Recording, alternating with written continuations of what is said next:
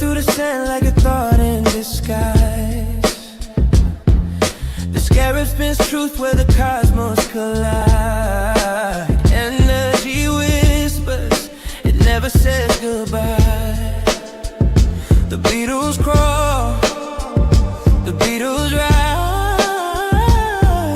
Go to AmericanHealer.website now. Get the tools for health and inspiration the way God intended. Sort of burst the chaos, yet the chaos rise. My name Beatles, Beatles, Beatles, over and over, spinning the world in the grip of their shoulders. Beatles, Beatles, Beatles, under and over, rolling through time till the blackness is sober.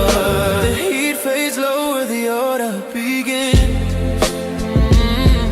The stillness so perfect, it hums from within. The void sings softly, entropy takes a bow. In the shadow of silence, the scarab knows how. The second law is dancing, feeding life through decay.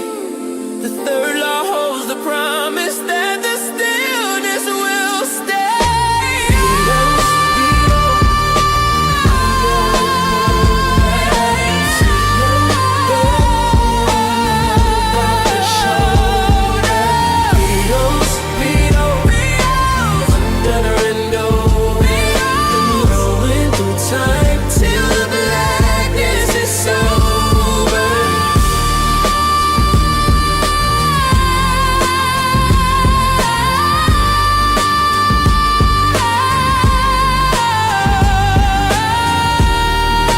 Go to AmericanHealer.website now. Get the tools for health and inspiration the way God intended.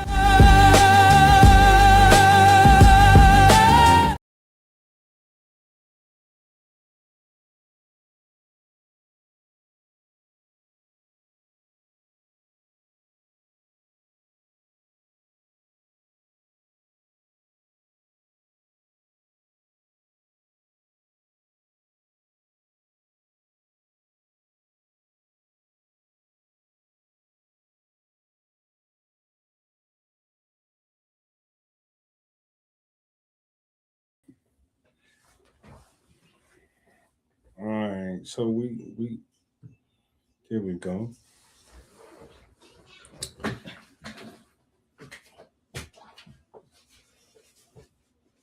So here is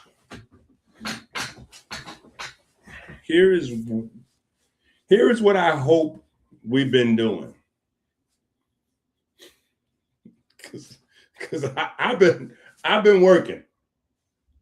Matter of fact, before we get to this is what I've been doing.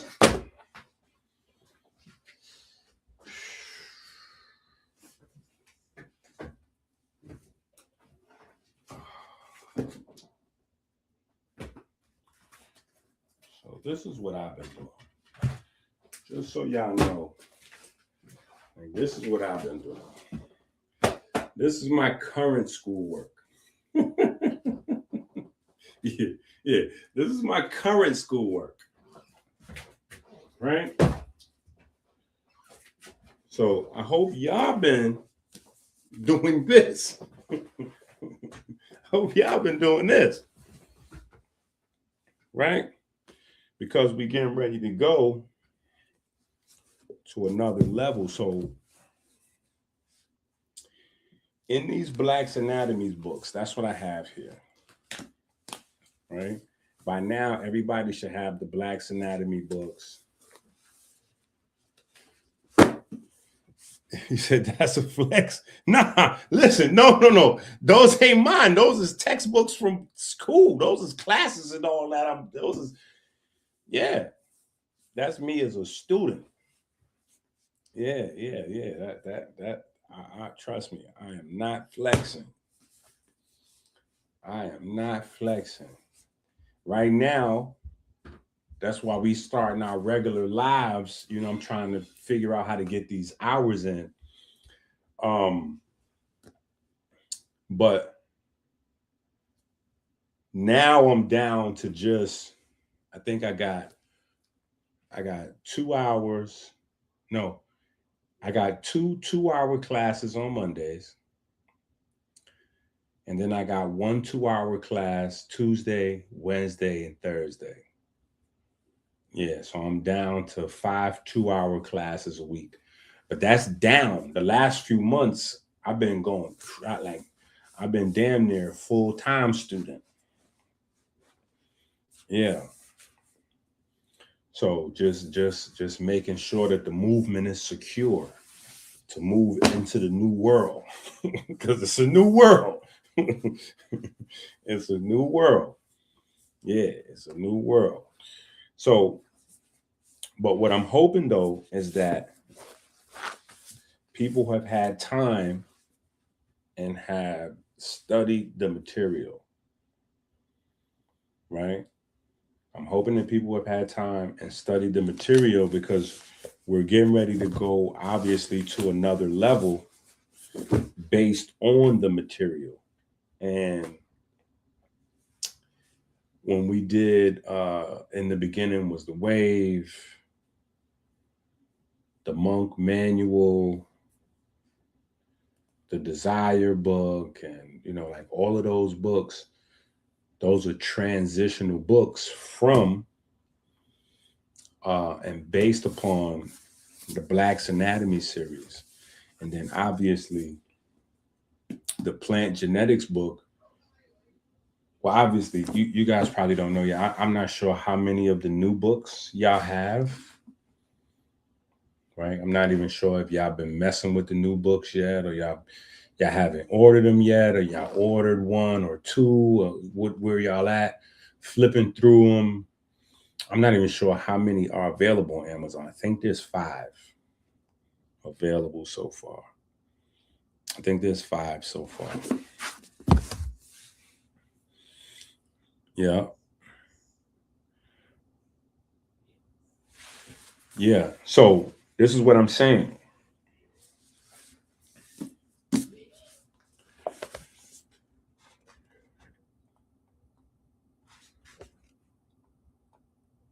We did a lot of technical information. We went through a lot of technical information in these books.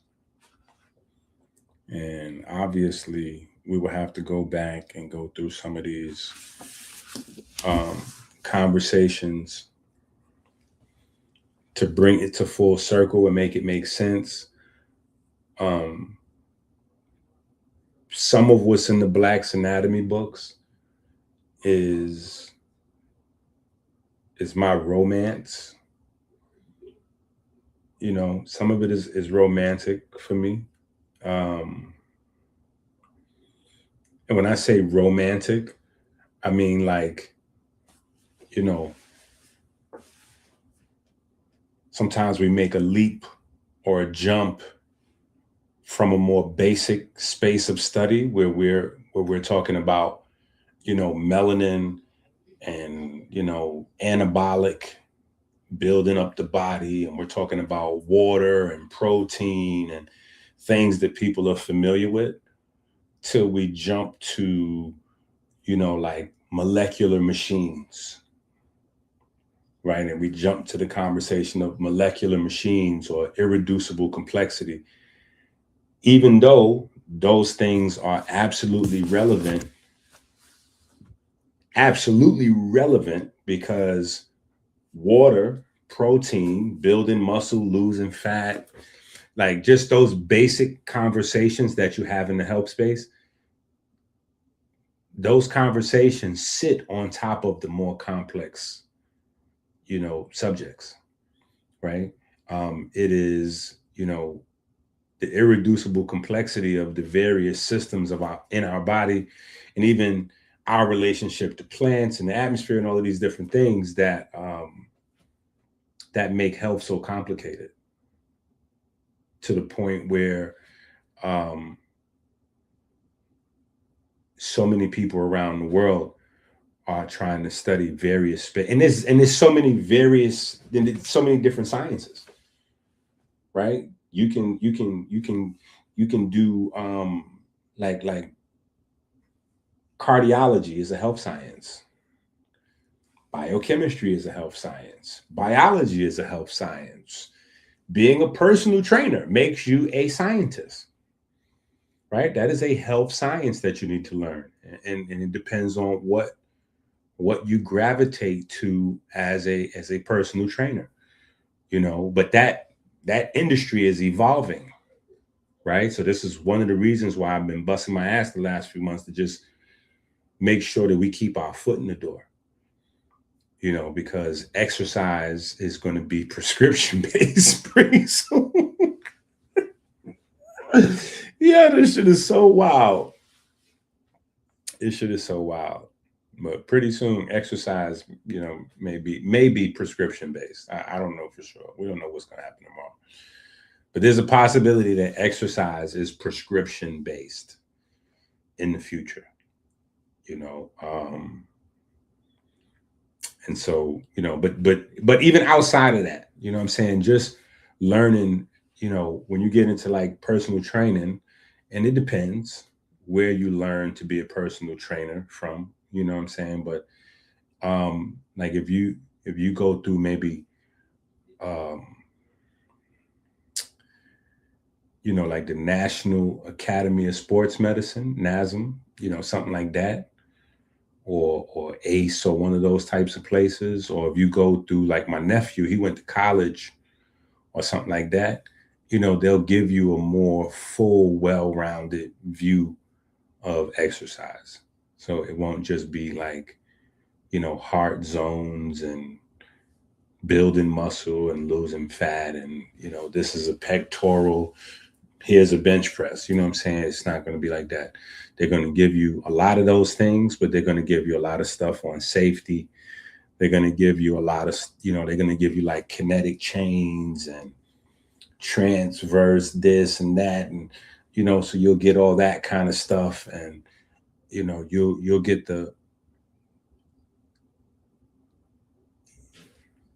a well-rounded view of a lot of different things that you can go into. You might fall in love with biomechanics. You know what I'm saying? But that is another health science. You know what I'm saying? So I'm just saying there's so many different health sciences. To try to fully understand what's going on is crazy. Then, there's a lot of different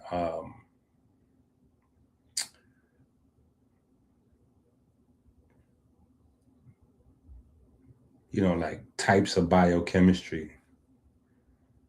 You know what I'm saying? Like, different aspects, from the naturopathic space where you may have a traditional herbalist, right? To a, what is it? Pharmacoxogeny, I think it is now. Something to that effect.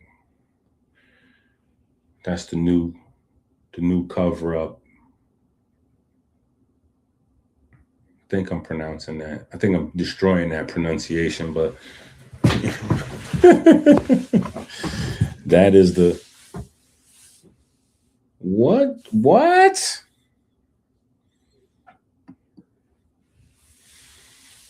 Listen, y'all don't have to follow Tika League. Tika is out of control. But man, is Tika setting a great example.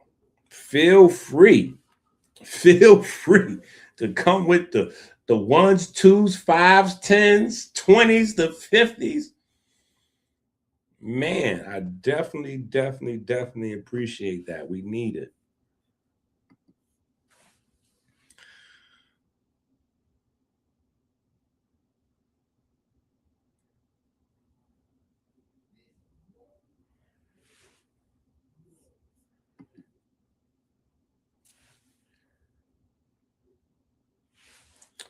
Yeah, man, it's a lot going on. It's a lot that listen, that is a fact. The 10,000 steps is not enough for general health. It's a baseline. So the problem is not that the 10,000 steps is not accurate. The 10,000 steps is all wise, right, and exact. But what's happening is the world is getting more sedentary. And so where people normally had some degree of activity, right? Because remember, like do a little quick history in your mind, right? Let's go all the way back to America's caveman days, right? So you're supposed to have a man out working, and you're supposed to have a woman at home barefoot in the kitchen, or maybe she got slippers on, right? But she's supposed to be in the kitchen doing housework, right? So technically, he's doing manly work. He's out working, and she's at home doing, femalely. I think I just made that word up, femalely. But she's at home doing her work, right? But still, it's work, right? So even if she's at home constantly cleaning the house, is work. That's hard work, right? To the point where it's almost like a martial art, right?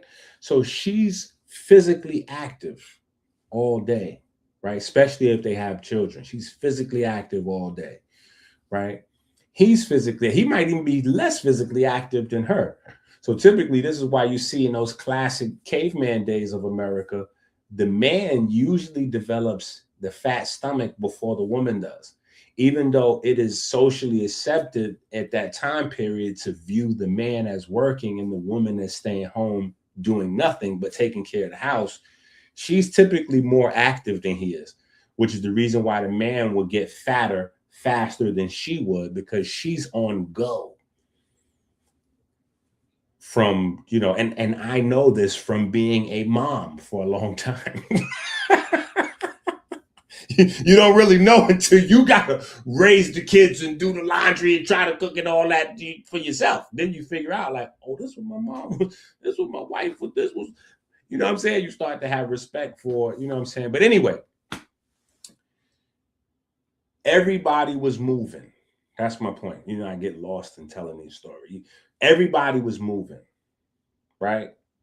And so then you have the women's movement where they trying to get out and do their thing. And so now everybody is out and about doing their thing, right? Men working, women working, everybody doing a little housework, everybody doing a lot of rat racing. So everybody's moving, right? Now you fast forward a little bit, technology hits. Boom. Actually, forget technology hitting, right? People start getting money. Let's just throw that in there first, right? Whether people selling cocaine or whether they're selling stocks and real estate, people are making money. So now people are working less because it's all about leveraging your money and building portfolios or having workers or whatever it is, but not really working so much to get, the idea is now get your money to work for you, right? So we go through that phase. That's like the 90s into the 2000s. Then technology hits on top of that wave, right? So the 90s to the 2000s, success looks like not working. That's what success looks like. So people want to get to a space where they're not really moving around that much, right? And so now you bring in the AI, right? Now you bring in, more complex, like dishwashing joints and the vacuum cleaners, the robots that do the house for you. You set it, program it, put it on, it's on Wi-Fi, do the whole house for you, even go up and down the steps and all that. It's crazy. Now you got them do the lawn mowing and all that and do, so now you got all of these other things that are coming in, making, and then some of those mundane jobs don't exist anymore. And this started early, before AI was even like automated, just the technology alone. I was in New York still, living in New York, when they replaced like 3/4 of the transit workers, because they put the token booths down there. Yeah, they put the token booths down there, and people was, be careful what you wish for, you might get it. You know what I'm saying? Like 2 or 3 token booth people got robbed. And after that, everybody starts saying, oh, the city's got to do something to prioritize our safety. They got to prioritize our safety. Money is not more important than our safety. And it was like, all right, you sure that's you? Like, that's your final answer. You don't want to call in a friend. Final answer, safety is more important than money. Okay, because this is New York. The only safe place is at your house. So tell you what, we're bringing in these machines. We're gonna lay everybody. Yeah, we're gonna let 3/4 of y'all go. Boop. That's it. Now y'all safe as ever. Right on at the house. y'all safe as ever. Don't worry about it. Take y'all asses home. Boop. Everybody's at the house. And what happened after that? Everybody went, oh, they replacing us with the machines. It already started. They gotta prioritize people's money over the. So some of those jobs is going, right? Some of those jobs is going. They even got machines making French fries and all that now at fast food restaurants. So it's a lot of those manual labor jobs are so now we're going through this space where people are being less and less and less sedentary, right? COVID hit. Everybody was at the house, whether you was working at home or your kids was doing homeschool, period. Everybody's at home, right? So now you're not even getting up, leaving the house, right? Now you're not even getting up, leaving the house. You just turn on your laptop in the bed. Yeah, you just turn on your laptop in the bed. In fact, we went through a whole period of time where there was like a lot of blooper reels from Zoom meetings where people was having Zoom meetings and getting comfortable and forgetting and like standing up, and they busted with their drawers on and all that. People was getting rolled up and fired from their job because they on the Zoom, they got their button down, they jacket, they tie on and all that, but they got drawers and slippers on under the table. You know what I'm saying? Then they getting forgetting, they stand up, they, they half naked on the Zoom joint. You know what I'm saying? Like, so now we transitioning into this space where people are just much less active. So whereas the 10,000 steps is great as an add along to your daily activity, when the 10,000 steps becomes the only thing that you do, when the 10,000 steps becomes the only thing you do, it's not going to keep your body right. When the 10,000 steps becomes a goal, right? When the 10,000 steps becomes a goal that, okay, I'm going to try to get my 10,000 steps in, right? So what happens? First of all, people is not even getting in their 10,000 steps. They're working on getting their 10,000 steps in, which means that they're probably getting 2,000 steps in a day, 3,000 steps in a day. And that may be 2 to 3 days a week. So when 70,000 steps per week is not enough because it's supposed to be on the foundation to activity, when there's no activity, 70,000 steps a week is not enough. But most people are not even doing the 70,000 a week. And just to 70,000 a week sounds like a lot, but it's not. It's like an hour or 2 hours a day. Period. You got 24 hours a day. You take 2 of those hours and give it to your heart. 2 hours to give to your heart. You good. Right? If you ain't got 2 hours to give to your heart ain't going to have no time to give to you. And see, that's the trick. If you don't have no time every day to dedicate to your heart ain't gonna have no time to dedicate to you. Your heart gonna be just as cold to you as you is to it. And you don't know it yet. But that joker gonna stop. It's gonna stop on you. And when it stops, you're gonna want to trade everything in the world to get that joker to start running. And at that point, your heart gonna be deaf. Like, nah, you had all these days to give me a couple of hours. You had all these days, but every day you came up with a new excuse why you didn't have time. Because you was working for somebody else, or you did this, or you needed a nap, or this, or that, or whatever it was. Whatever you came up with, dead is dead. You know, and I can tell you that as a person who got lucky, as a 1 in a billion. 1 in a billion who heart stopped and started again. That's not going to happen for everybody. That's not going to happen for everybody. Period.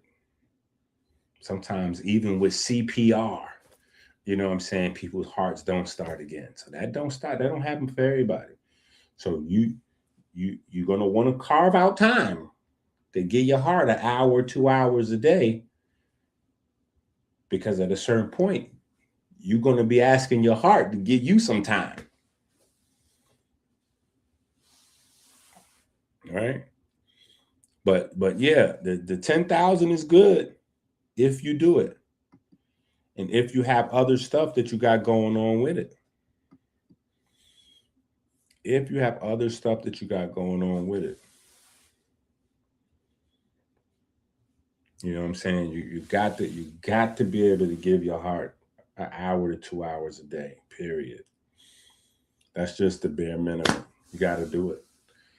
You know what I'm saying? Anything else you're doing, it just don't add up. It's not that important. Right? So anyway, that was a good interruption.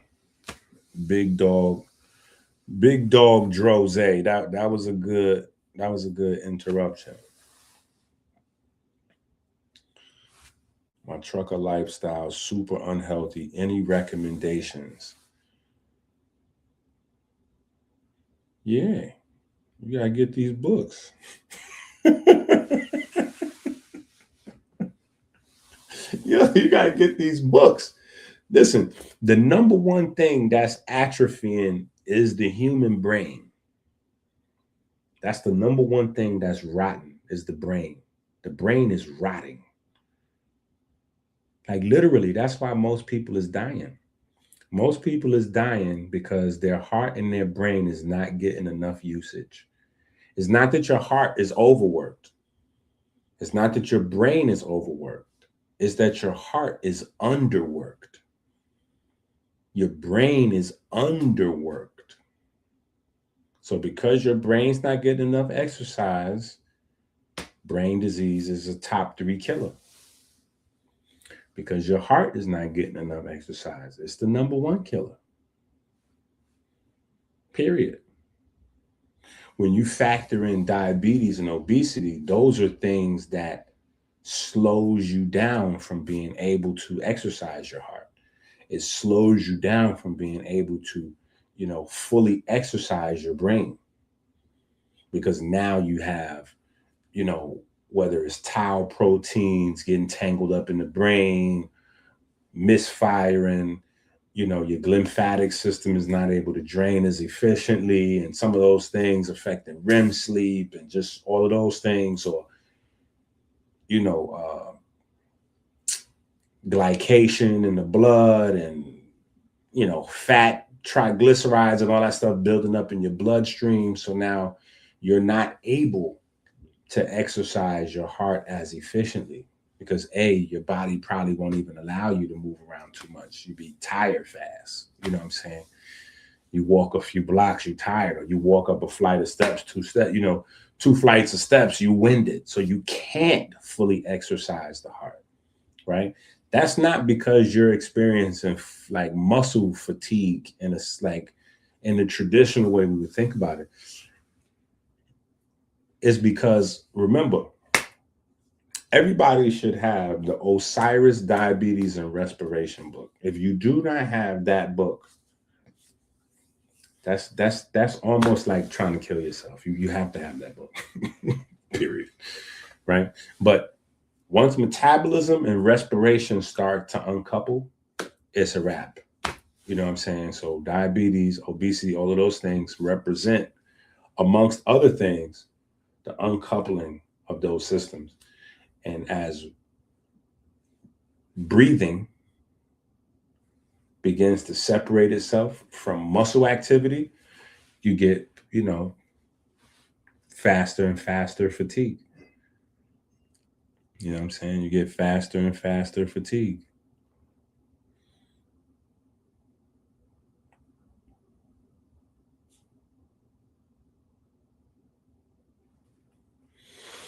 Man, I would say at this point, you just got to catch up.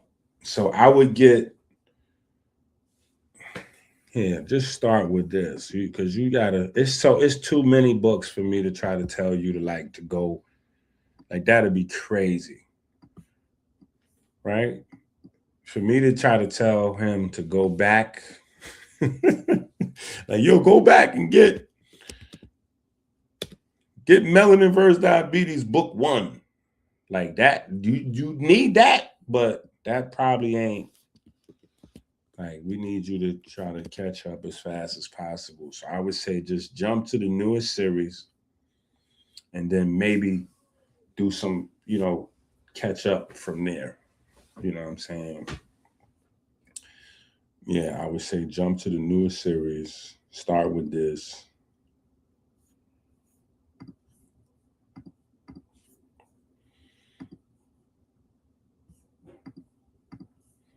Boom. Start with this. And this right here has a few more books in the same series already. This is the newest series of books.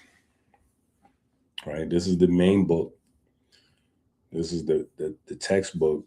And then from the textbook, we have 4 more books. So yeah, here's the textbook.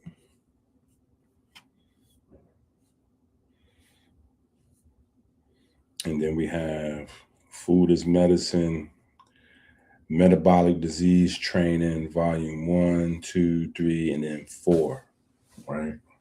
So we have the textbook, and then we have 4 more books following up behind that.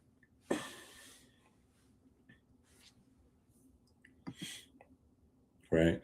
And this book series, so I would say just grab these 5 and meet right away. Throw these all in your cart, check out.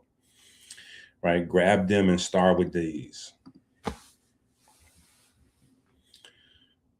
Yeah, grab those and start with them. You know what I'm saying? But we're picking up in this series with the translation from everything that we have built in the Black's Anatomy series. And then even the subsequent books that we drop outside the series, right? So Books of the Food, Songs of the Vitamins, that book series, in the beginning was The Wave, all of those books, Plant Genetics, all of those books, were kind of like supplementary to the Black's Anatomy series. And then we're picking up in a more monotone kind of fashion right from there. Right? We're picking up right from there. So when we talk about spirituality, just to make sure that we're all on the same page,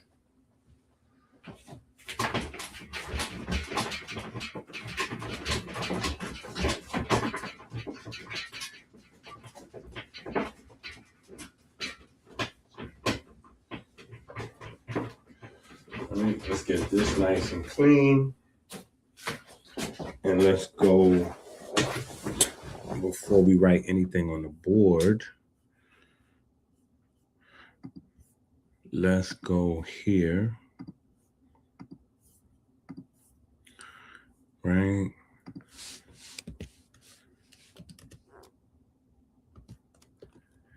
Just get all on the same page to what we're talking about. Because the internet is a wild place.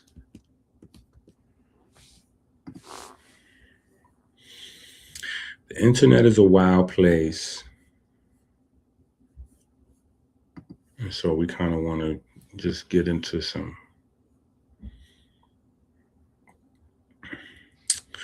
All right. So here is the origin and history of spirituality, things pertaining to the church, right? It comes from the Latin, right? So we go to the Latin, we go to the term spiritual, right? And spiritual is of or concerning the spirit, right? And we keep on reading, blah, blah, blah. And it says of or pertaining to breath, breathing, wind, or air, right? And that is absolutely where we're at with it, right? Because that is both two sides of the same thing. This is two sides of one thing, right? That's two sides of one thing. And that's kind of where we left off with the Comedic Meteorology book, right? Ooh, this marker. Ooh. That's it for that marker. Okay.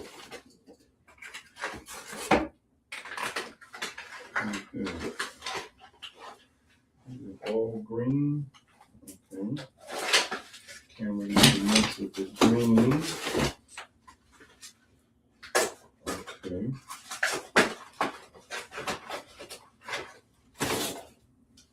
We do have black though.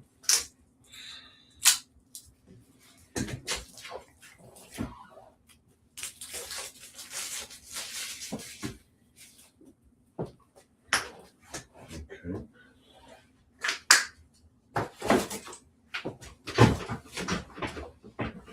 Right.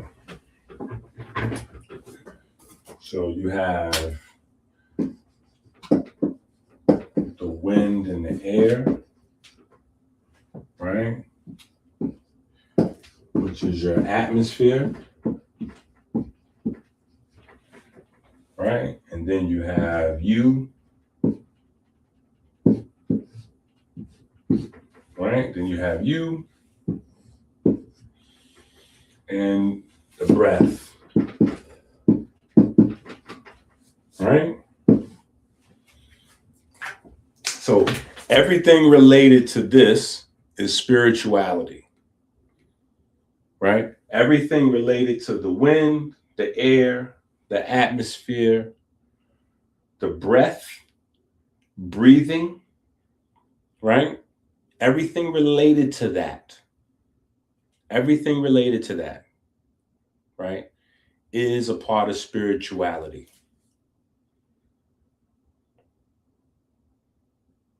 Right? Think about it. What happens? Let me ask y'all a question in the chat. What happens when you stop breathing?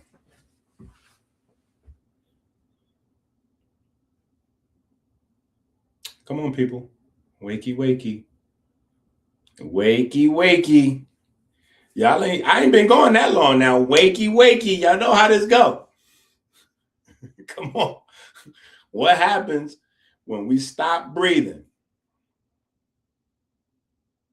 Where's my martial artists? What they teach you about putting people in chokeholds and all that?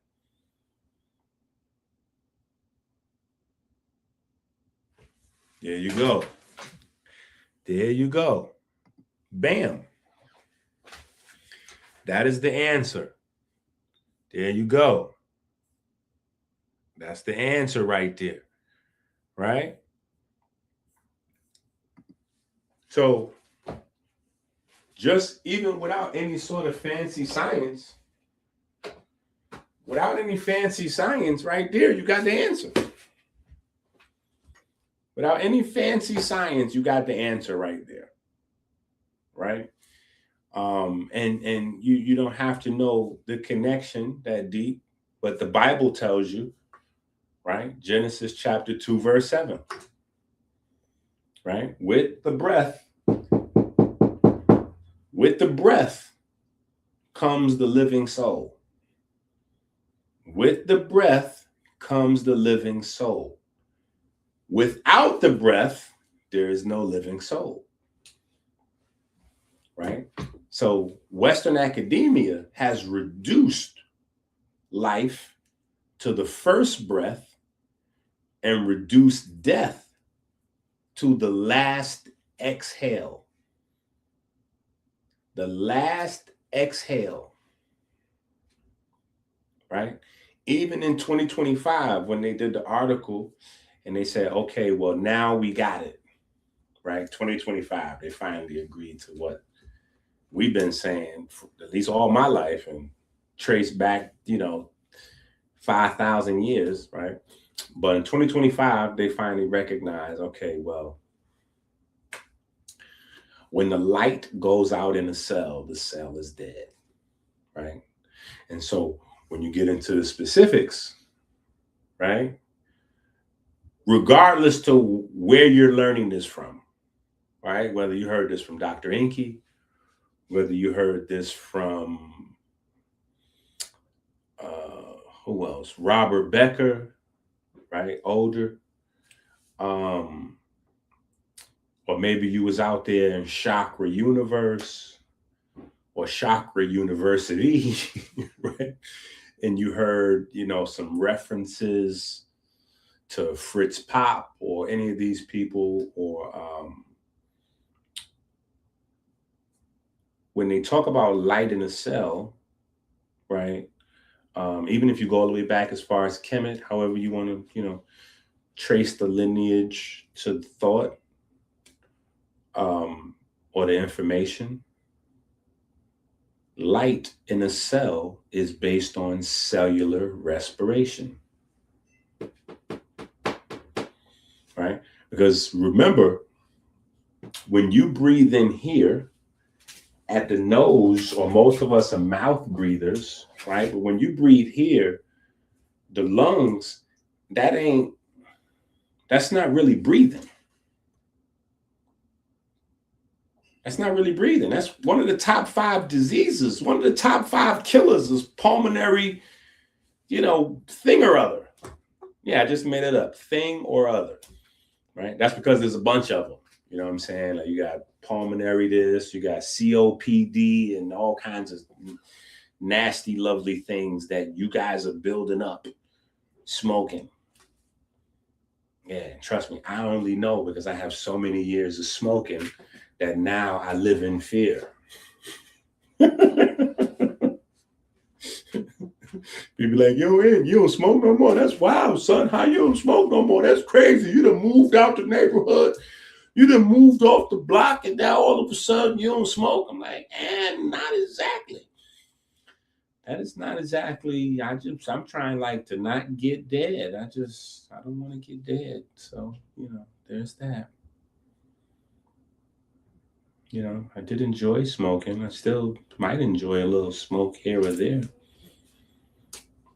But yeah, I kind of enjoy being alive a little bit more than smoking. So, smoking's got to go. Period. Right? Shout out to Mike. Right? Inner Beauty. Right? But yeah, it's carbon dioxide building up. Pow! Man. Mike Carter just shot up the chat.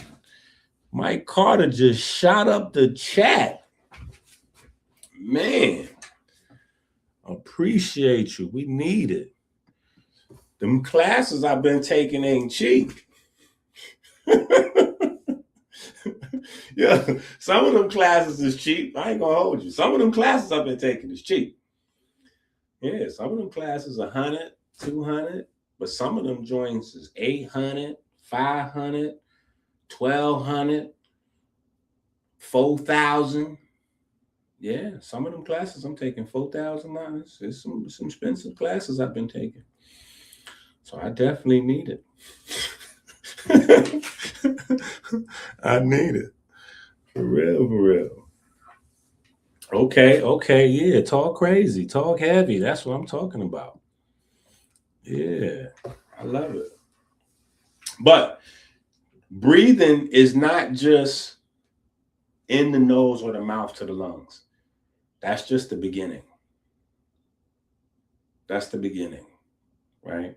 And it's very interesting that in the Islamic tradition, even though it's debatable, but a aspect of heaven is referencing the alveoli, in the lungs, right? So, there's that, but that's just the beginning of breathing. The breath has to get into each cell. That is the whole important thing. The breath has to reach each cell. That's the whole magic. That's the magic. Like the breath has to reach each cell. So even when you think about how important the heart is, like, oh yeah, the heart is the most important organ in the body.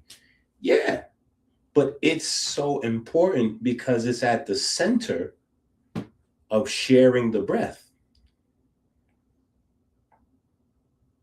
It's at the center of sharing the breath. The breath has to share with all of the cells. And that's that handoff. Even when you see the intro or the outro, when I play the video and you see the breath coming in, then you see the breath going through the blood, right? Through the heart. And then you see the handoff happening from the hemoglobin to the myoglobin, right? So once it goes from the hemoglobin to the myoglobin, now it's going into the cells. And then from the myoglobin to the mitochondria, right? Now it's going to the mitochondria, right? So that's a handoff.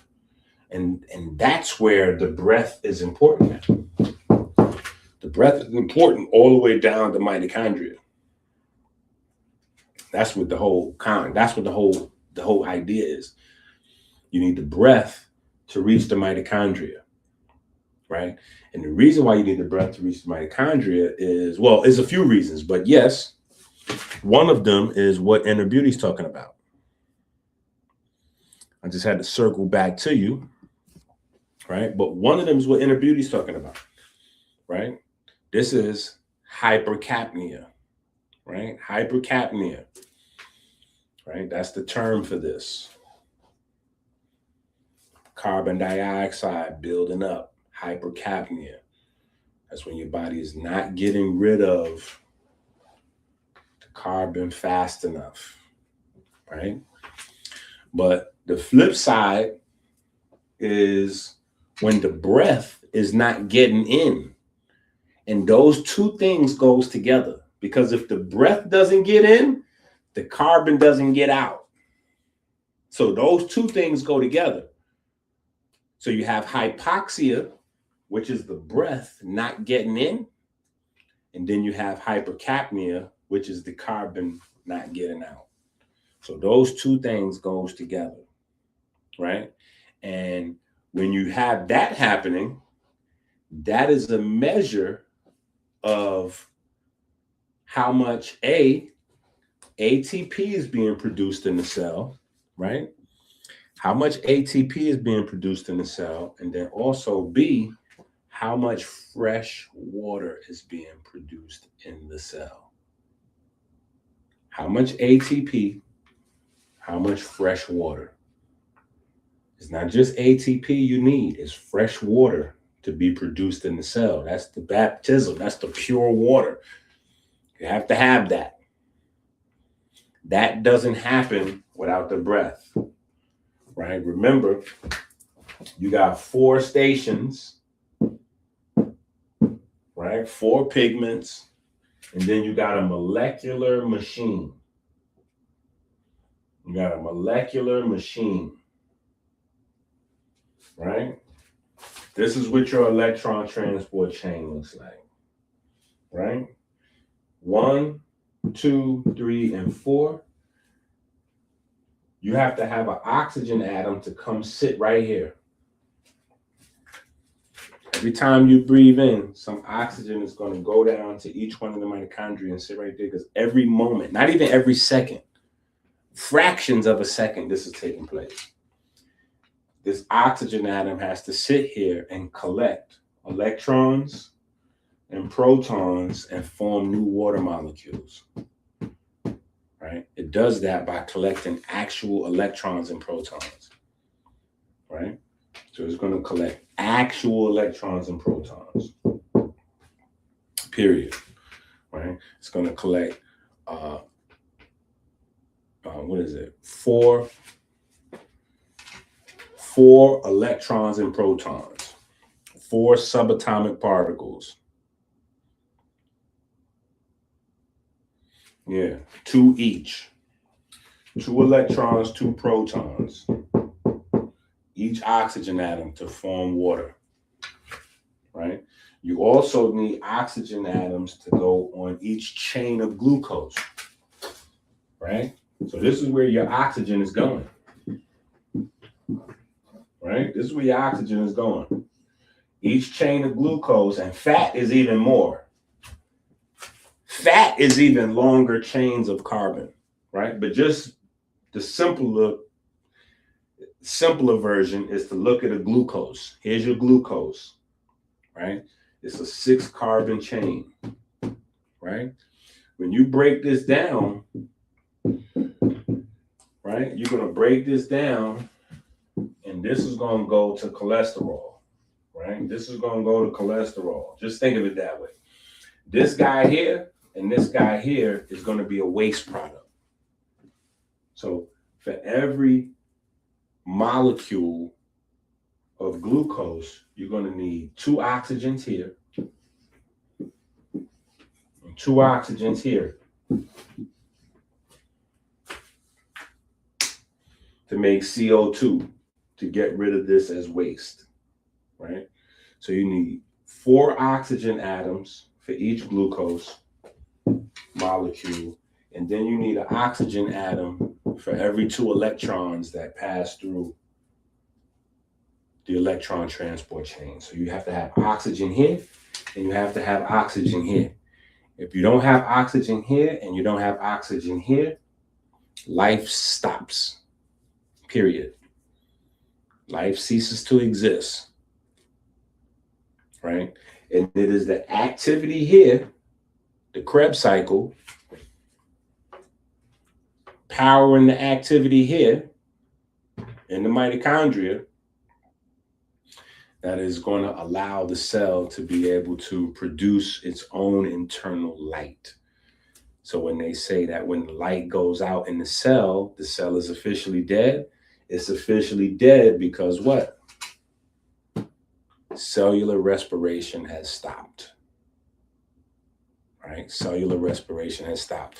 So when we go to the new book series, this is the essence of what we're talking about, right? I said all that to say, right? I said all that to say,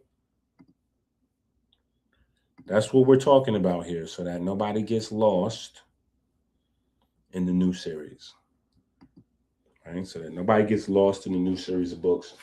This is what we're talking about, right? We're not debating, was Muhammad really alive? Did Muhammad really live in a cave? Right? Did a man named Jesus walk on water? Right? We're not having those conversations in these books, right? But one of the things that we did do, right? One of the things that we did do in these books is we made an identification that is legendary. We have done We have done hundreds of impossible things. Me and you. Me and you. Especially Tika and Mike. I'm just saying, they came with the 100, but I'm just saying, all of us together as a group, right? We have, within the confines of this research, we have done some amazing things, right?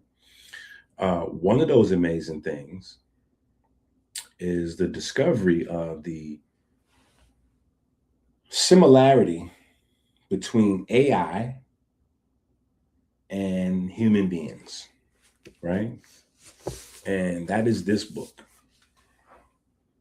specifically, right? We talk about it throughout the books, but this book here, where it says, the title of the book is AI Solves the Theory of Evolution Problem, right? AI solves it. And I put my white papers together inside the book, right? Article form, right? So you can, extrapolate the information, challenge it, whatever the case may be. We've had some very simple minds challenge the information, as well as some of my more well-rounded, more scholarly friends, visible and invisible.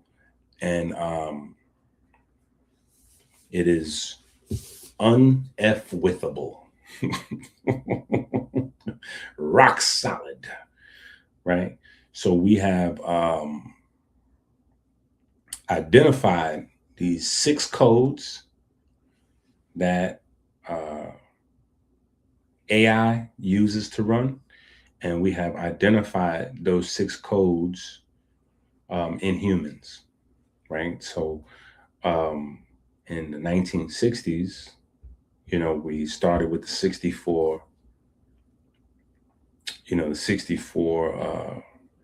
the 64 codons, and that was big, especially understanding that,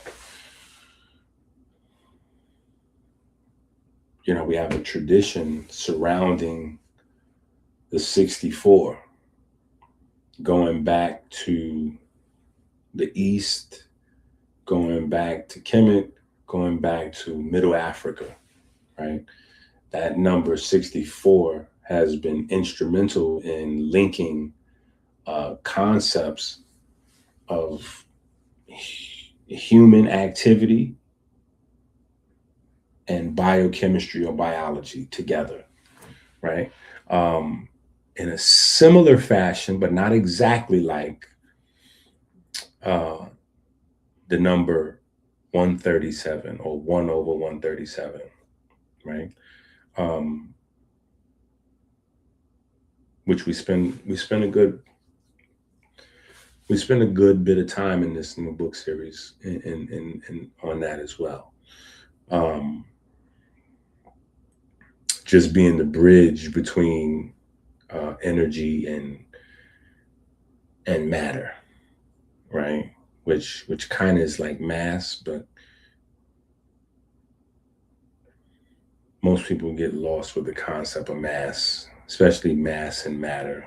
It's different, right? So energy becomes mass, and mass is inside matter, but mass is not matter. But mass is composed of matter is composed of mass. So there's that. Anyway,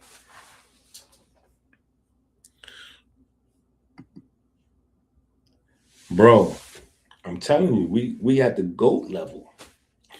We at the GOAT level, and we so far ahead of our time. Without these books, it would be no way to prove that we came up with this stuff. There'd be no way to prove we came up with this stuff. They'd be like, no, there's no way. There's no way that somebody from the 158th Street in the Bronx, you mean that guy with the gold teeth? So it's the beauty of publishing. You know what I'm saying? Like, we got our papers, you know what I'm saying? We got our books, we got our publications, you know what I'm saying? So, it's a beautiful thing. But But with that being said, from those 6 codes, right, we've been able to go further.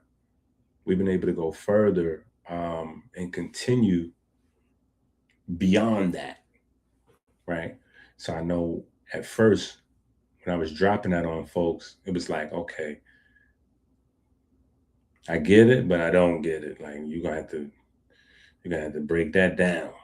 And I'm like, break it down. You know how long it took me to find this out? I can't break this down. I'm like, I can't break it. I'm gonna break it down. It's crazy. This is hot out the lab right here. We just put this is freshly synthesized right here. I'm gonna break it down. Yeah, you gotta wait for that. I gotta go back in the lab. I gotta go back into monk mode. Yeah, that's why you need the monk manual. I gotta go back into seclusion. I gotta live with this a while before we can, get this to where, we can start taking the blocks out. You know what I'm saying? That's why it's important to understand we live in a world of emergent properties where things don't exist inside, the parts. You can only see the property once you put all the parts together. So once you get the emergent property, it's hard to go back and say, okay, now we're going to simplify that emergent property into building blocks, because that's literally the thing that makes emergent properties magical, is that they have no building blocks. But in order to communicate them, you have to create some building blocks, right? So, but we've been able to do that, though. We've been able to do that. So we've been able to do that in terms of understanding the breath as an initiator, and then walking through and simplifying some of the more complex aspects of what we're talking about, and being able to stay ahead of where health is going, because we was right all along. We was right all along. The last 15 years, literally everything I'm saying, everything I done told y'all, is coming true. So I don't know if I have the most powerful voice in the universe, so because I'm saying things, they're coming to pass, or when I go to sleep at night, God whispers in my ear and tells me what's coming up.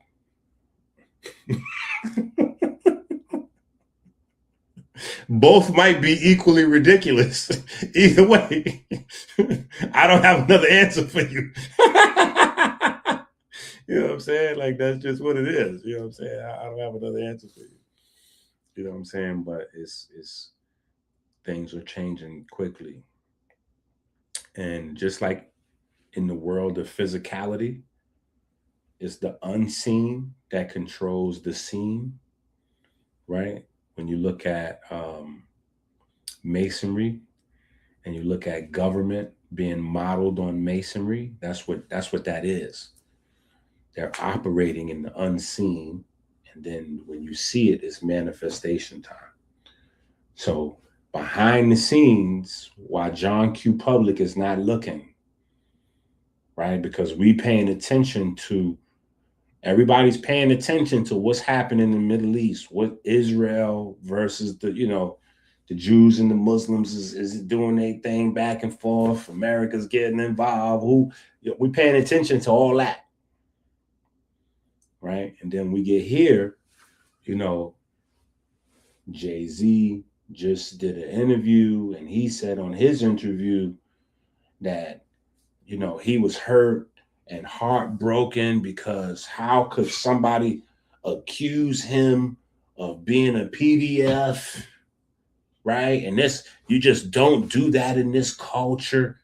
That's wrong. If you don't have proof that somebody is, you don't just call somebody a PDF. That's crazy. So he put a lawsuit on the lawyers because, you can't just accuse somebody as being a PDF. Meanwhile, Jay-Z hired Kendrick to call Drake a PDF at the Super Bowl.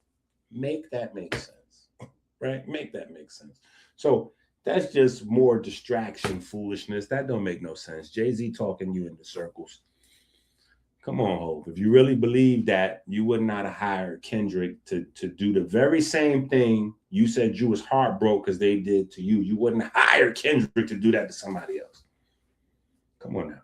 Either you live by the code or you don't. This is the Young Thug, Little Woody. This is what they saying. The streets is dead because people want to be opportunistic with these street codes. Like, stop it, Jay. You gotta knock it off. Right? But it's a distraction. Right? All of those things distract people from what's actually happening. Right? And remember, a part of government is that you're a public servant. A part of being in government is that you're a public servant. So you have to make things public. You have to make things public. Now, it's not your fault if you put something up right here and the public is misdirected and paying attention over there so they don't see what you just put right there. When you put it right there and nobody pay no attention, you did your job, right? If you spend X amount of millions of dollars to take out an ad campaign in the middle of the Super Bowl and nobody know it because you hire a cross-dresser to sing at halftime, right? Hey, I did my job. I put that thing at the Super Bowl. First of all, we posting it in online forums and magazines and all of these places, but we know folks don't participate in politics. So we're going to go the other route and we're going to take out an ad and run this thing through the Super Bowl. If nobody pays attention, that is not our fault.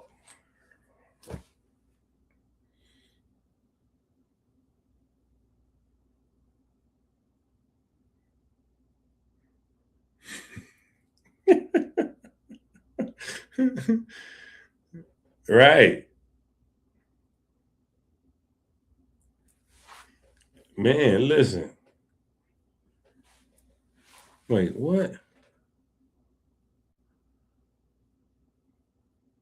Oh boy. We're gonna get him on timeout.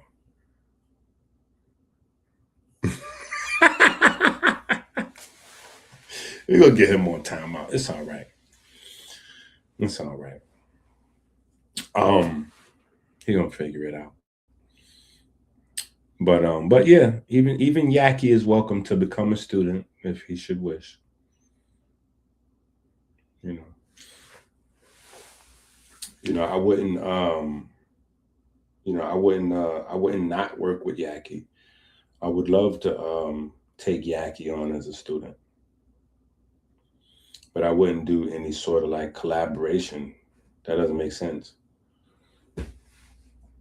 I would sooner collaborate with Chase. You know what I'm saying? Like, this is a family trade. And I know that Chase has a certain amount of years, even at a rudimentary level of study. I know that Chase, at 16, I know what he's been doing. Yaki is relatively new and pretending like he's seasoned. So that I wouldn't, we would have to start from scratch. Yeah, we would have to start from scratch. Right? But what I'm saying, I just want people to get an update on kind of like where we're going. Right? So when you get into the new books, in fact, let's just get into something. Let's pull something up. Let's see what this is right here. Is this it? What is this? Okay.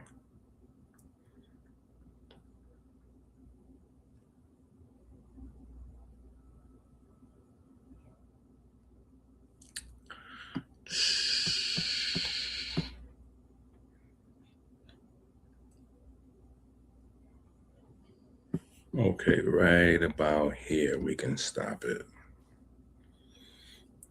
Oh, shucks, don't do that. Right there. That's what I want to do.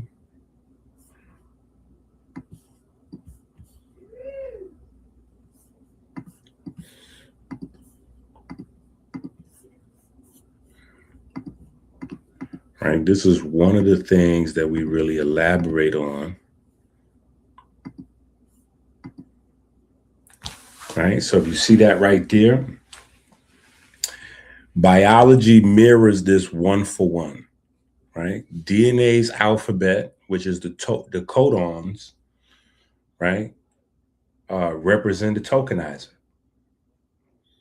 Right, then you have the ribosomes and tRNA, etc. That is your grammar and execution. Then you have your development and evolution, which is the system of, where your environment, lifestyle, and all those things are incorporated into the system in terms of constant construction, right? That is your long and short-term optimization. Then you have your genome, epigenome, and proteome, which is your persistent state. Then you have your transcription to translation, which is your runtime signaling, and your overall, energy economy and operations, or energy economy, which when you add that to runtime and signaling, that is your operations, basically, right? It's going to take us it's going to take us a little bit. It's going to take us a little bit. It's going to take us a little bit, but by the time we get through these books, that will be very simple for you to understand. Right now, that might look like the Charlie Brown. Like, what? Well, how did you? Now, how can you, Inky? Come on now. What? I'm just trying to figure out, should I get me some chicken or should I get some salad? Now, what? You didn't put this here up onto the live stream. I'm trying to figure out, like, should I have a protein shake or should I just juice? Should I just juice or get the proteins? Like, what does any of that have to do with my workout in the gym or my diet? Doctor said I need to cut my sodium down. And you talking about tokenizers and proteomes, and how does that make sense? Right? And then on the other side, you got Krebs cycle, glucose, electron transport chain, respirate. Like, how does that make sense? Like, how does that make sense? If you're wondering that, right? That is literally the reason why you have to get these books. And that is the reason why nobody really understands the body, is because all of this stuff, like, this is what should be in schools.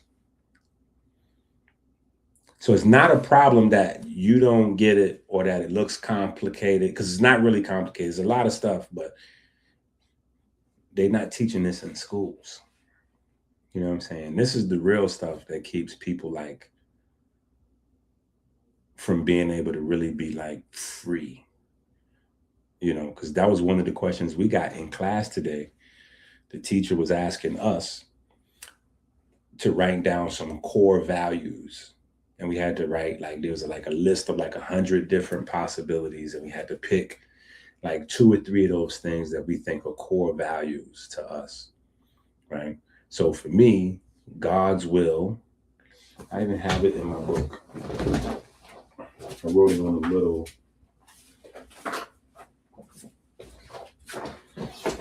index card. I was doing this. Yeah. I picked God's will, freedom, and health. Where is that thing at? I lost my thing. Oh, yep. Yeah, I picked health, freedom, and God's will as my three core main, most important values, right? Because you can't really have freedom without health, right? Those two things is linked together, right? So anything else besides that is an illusion, right? So, but you can't have that without knowledge of self, right? You got to know. You got to know. And the thing where I was saying earlier, where like, some of this stuff I feel like I dreamed up is because, like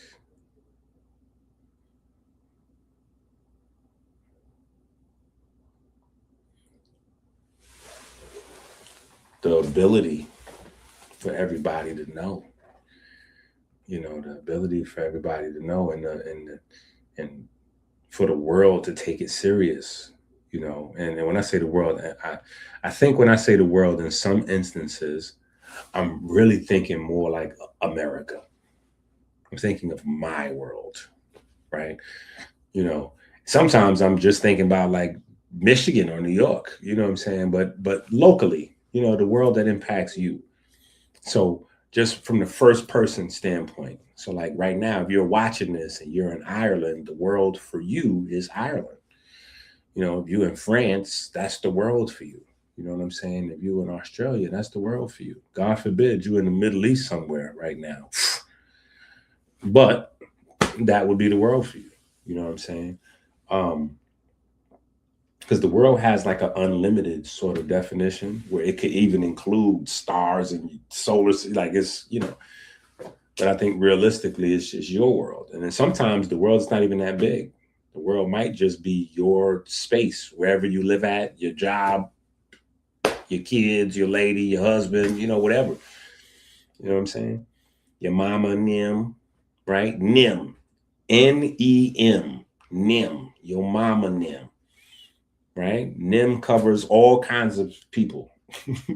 Nim covers blood relatives, people that's not blood relatives, but they've been around long enough to be blood relatives. Yeah, your mama, Nim. All that. You know what I'm saying? That's a part of your world. Right. But now,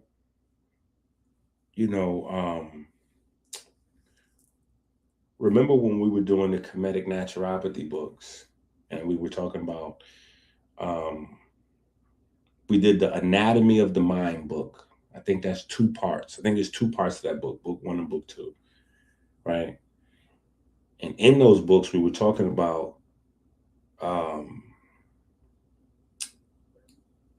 the American Department of Defense. I think it was 500 million. I think it was 500 million. $500 million they towards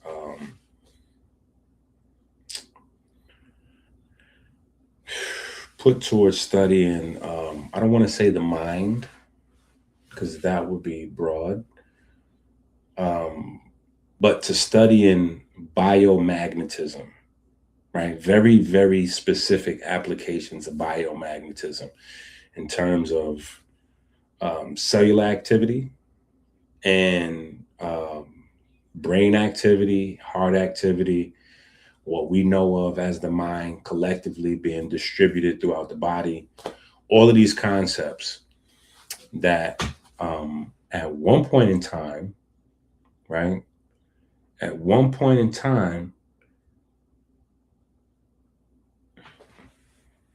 so let's go all the way back. At one point in time, right? Let's just go back to Kemet.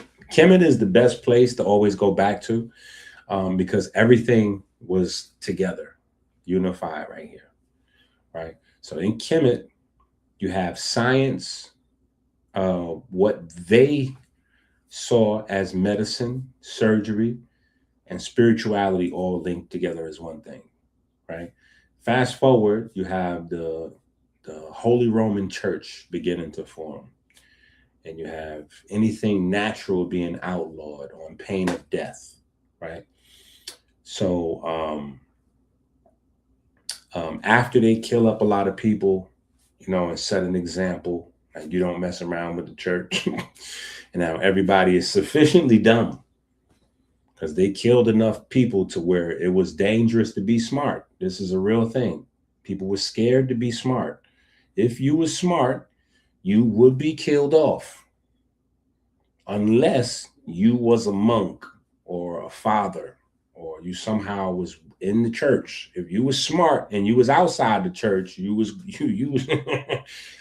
not only was you probably going to get killed, but your kids was probably going to get killed too, because they felt like your kids could be smart. So smart was dangerous, right? So this is where you get the Masons and you get the invisible college later on in the Renaissance in Europe and all that stuff. You had to be smart and secret, right? Smart and secret. And so this is where the concept originates of like talking white or acting white. Because once colonization goes widespread, intelligence is only for white people, right? To the point where when they classify other groups of people besides white folks, they classify them to justify slavery and colonialism and all that. They classify them as unintelligent, beast of the field, beast of labor, you know, offsprings of monkeys and all of these other concepts, right?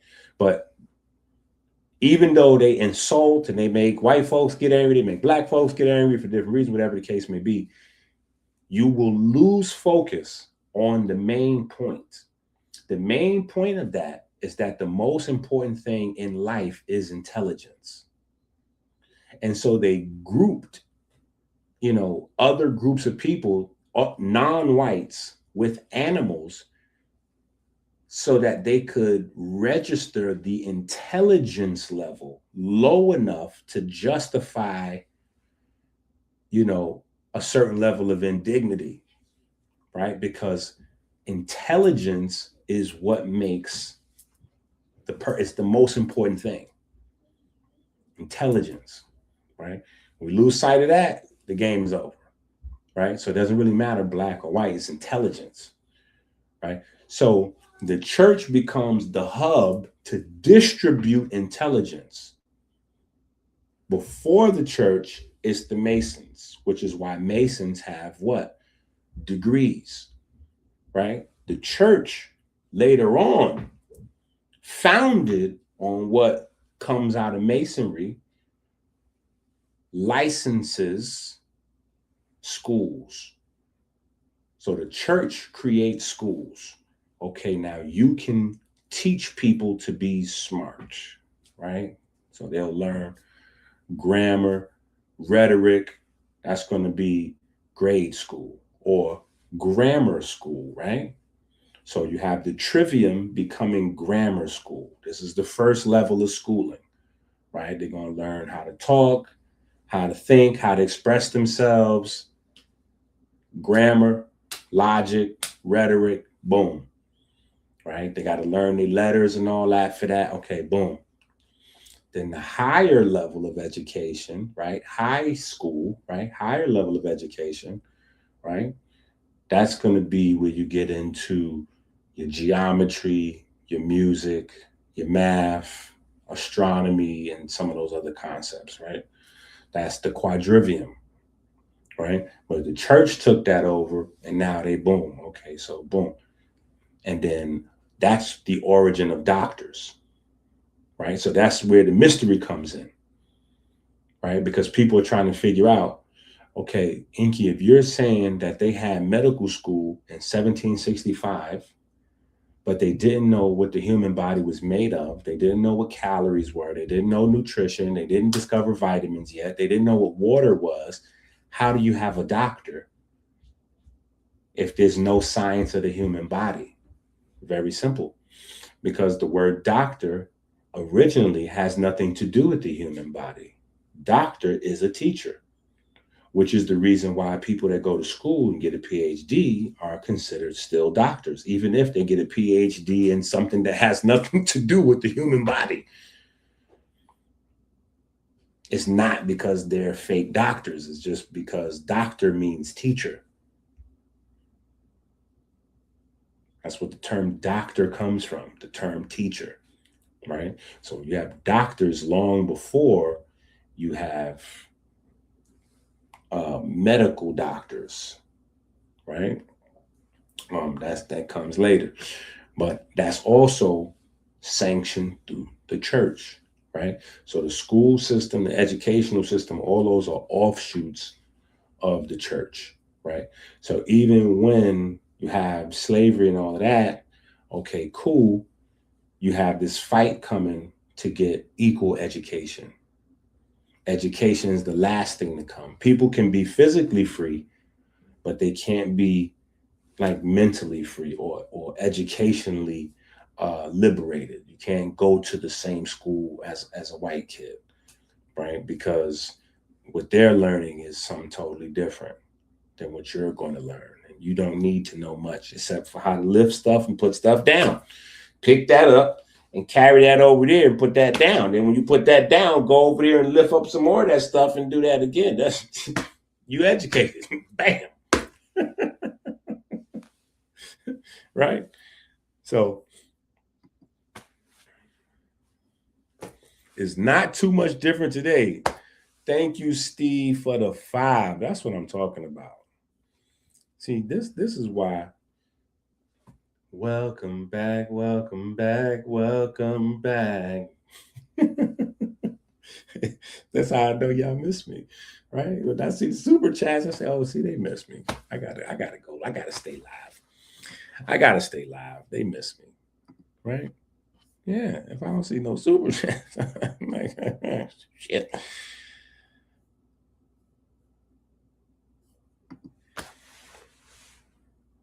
Come on now. Get to them push-ups. And the Lord has no line, no birth. Oh, know that I am no member. And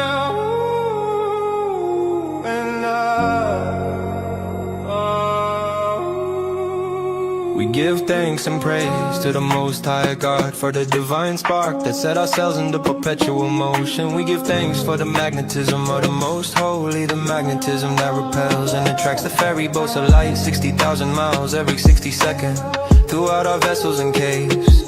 We give thanks for your ability to drink clean water every 60 minutes, flooding the river of life. We give thanks that sugar has not covered our ferry and turned them into stone. We give thanks that darkness has not covered the riverbanks with calcium and turned them into stone. We give thanks that anger and fear have not turned our almonds bitter, turning our heart to stone.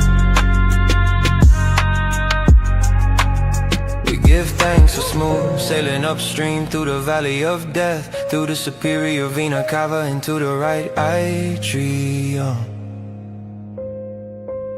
We give thanks for smooth sailing around the heart through the corona crown, joining the vortex in the right atrium. Yeah.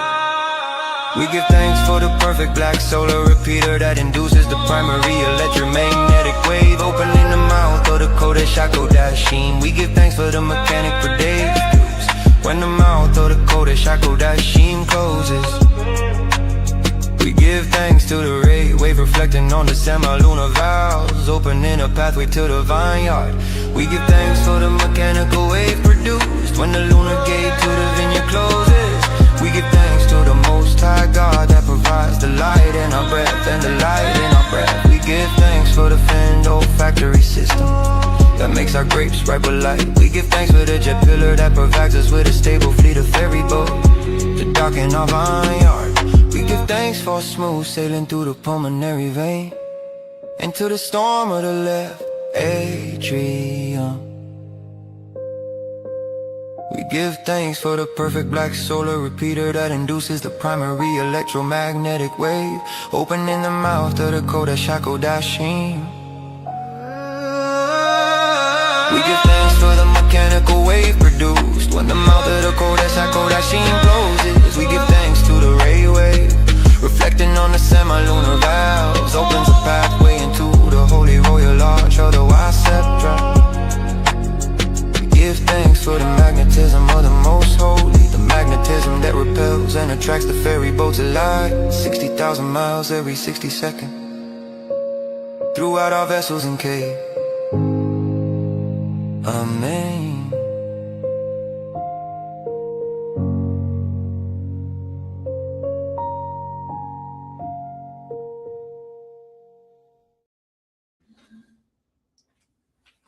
Okay.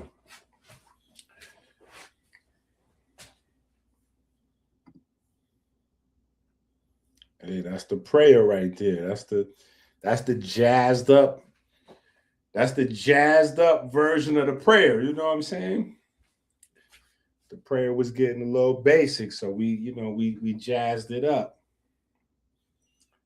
Yeah, we jazzed it up. So I definitely appreciated that. Man, trust me, I was in slavery.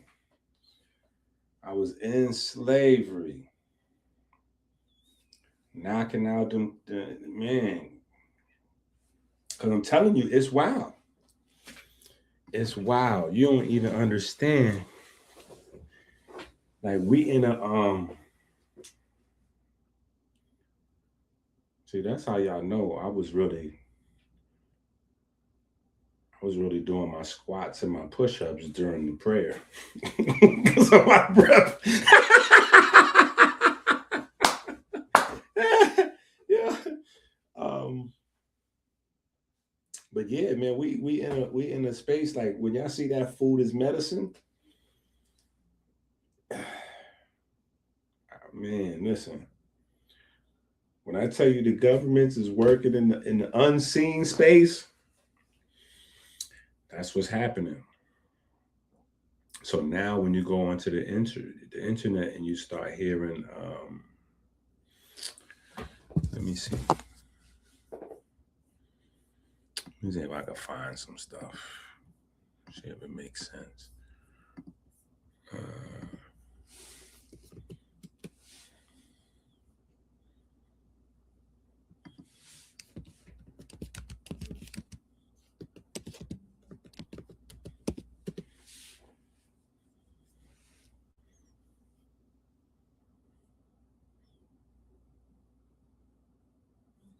Okay, look at this. Will you look at this? Will you look at this? Okay, look. So I hit YouTube, right? Look, I hit YouTube and I type in food as medicine, right? I want y'all to pay attention. I hit YouTube, I type in food as medicine. Look at what's the first thing that pops up. The first thing that pops up is Harvard Medical School is teaching nutrition. Look, and wellness. Harvard Medical School, nutrition and wellness. Right? Now let's click on that just to see what this is. You see this? I want y'all to know this is what I've been doing. And just so y'all see, just so y'all don't think I'm playing with y'all when I tell you that some of these classes is $100, $200, but some of these classes is $2,000, $3,000, $4,000. Right? So when you get the books, and the books is $20, $50, trust me, you getting a steal. You getting a steal, right? But stay focused. I want y'all to know, right? So look, I typed it in on YouTube.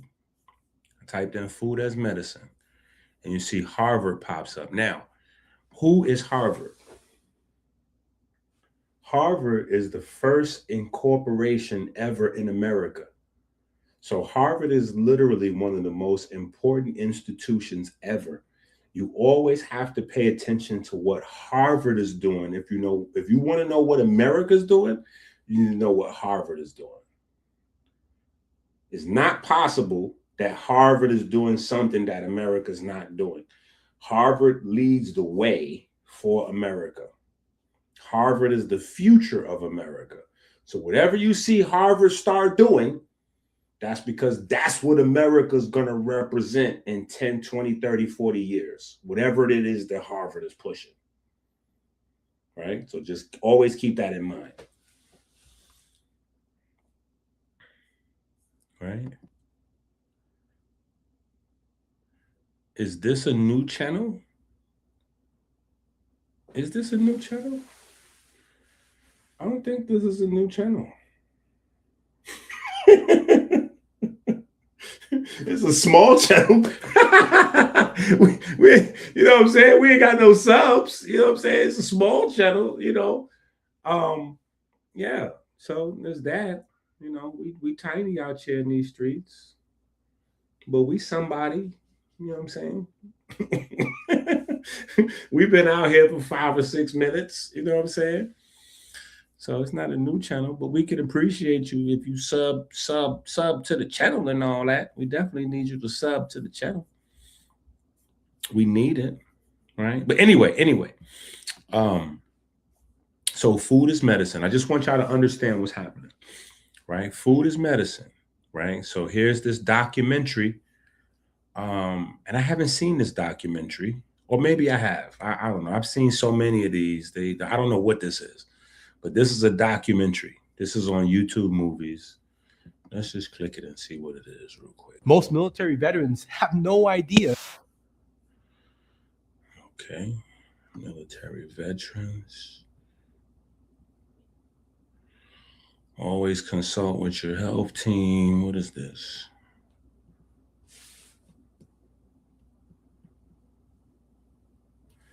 Academic. Okay, so professor of medicine from where? University of Iowa. And okay, so they going into something. I don't know what this is. Right? So, but that's a documentary, right? Then we go a little deeper. We got University of California Television. They're doing their thing. And then we have the Food as Medicine Summit. Advanced Food as Medicine, right? So this is a summit. Then we have TED Talks, Food as Medicine, Michael Greger, right? Nutrition Facts. Then we have Stanford. Stanford is arguably the second most important American university, right? So you have Harvard and you have Stanford, right? So you have Stanford doing the food as medicine thing as well,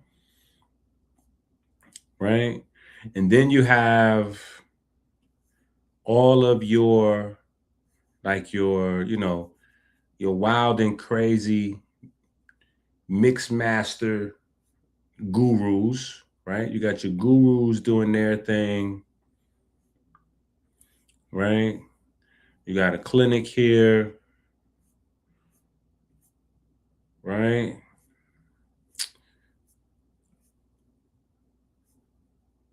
So you got all of your university, your gurus.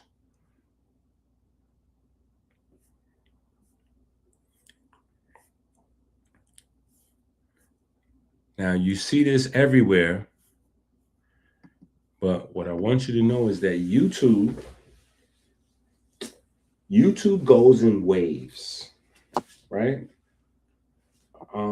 YouTube has a way of making you feel like something is normal and something is everywhere.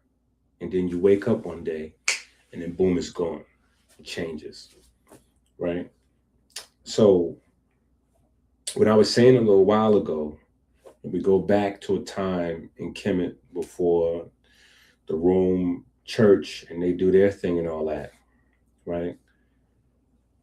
Food is medicine, the herbs, spirituality, all of those things was linked together at this point before the rise of the church. The church starts the division between spirituality, that's the church. Then school, education is going to be over here.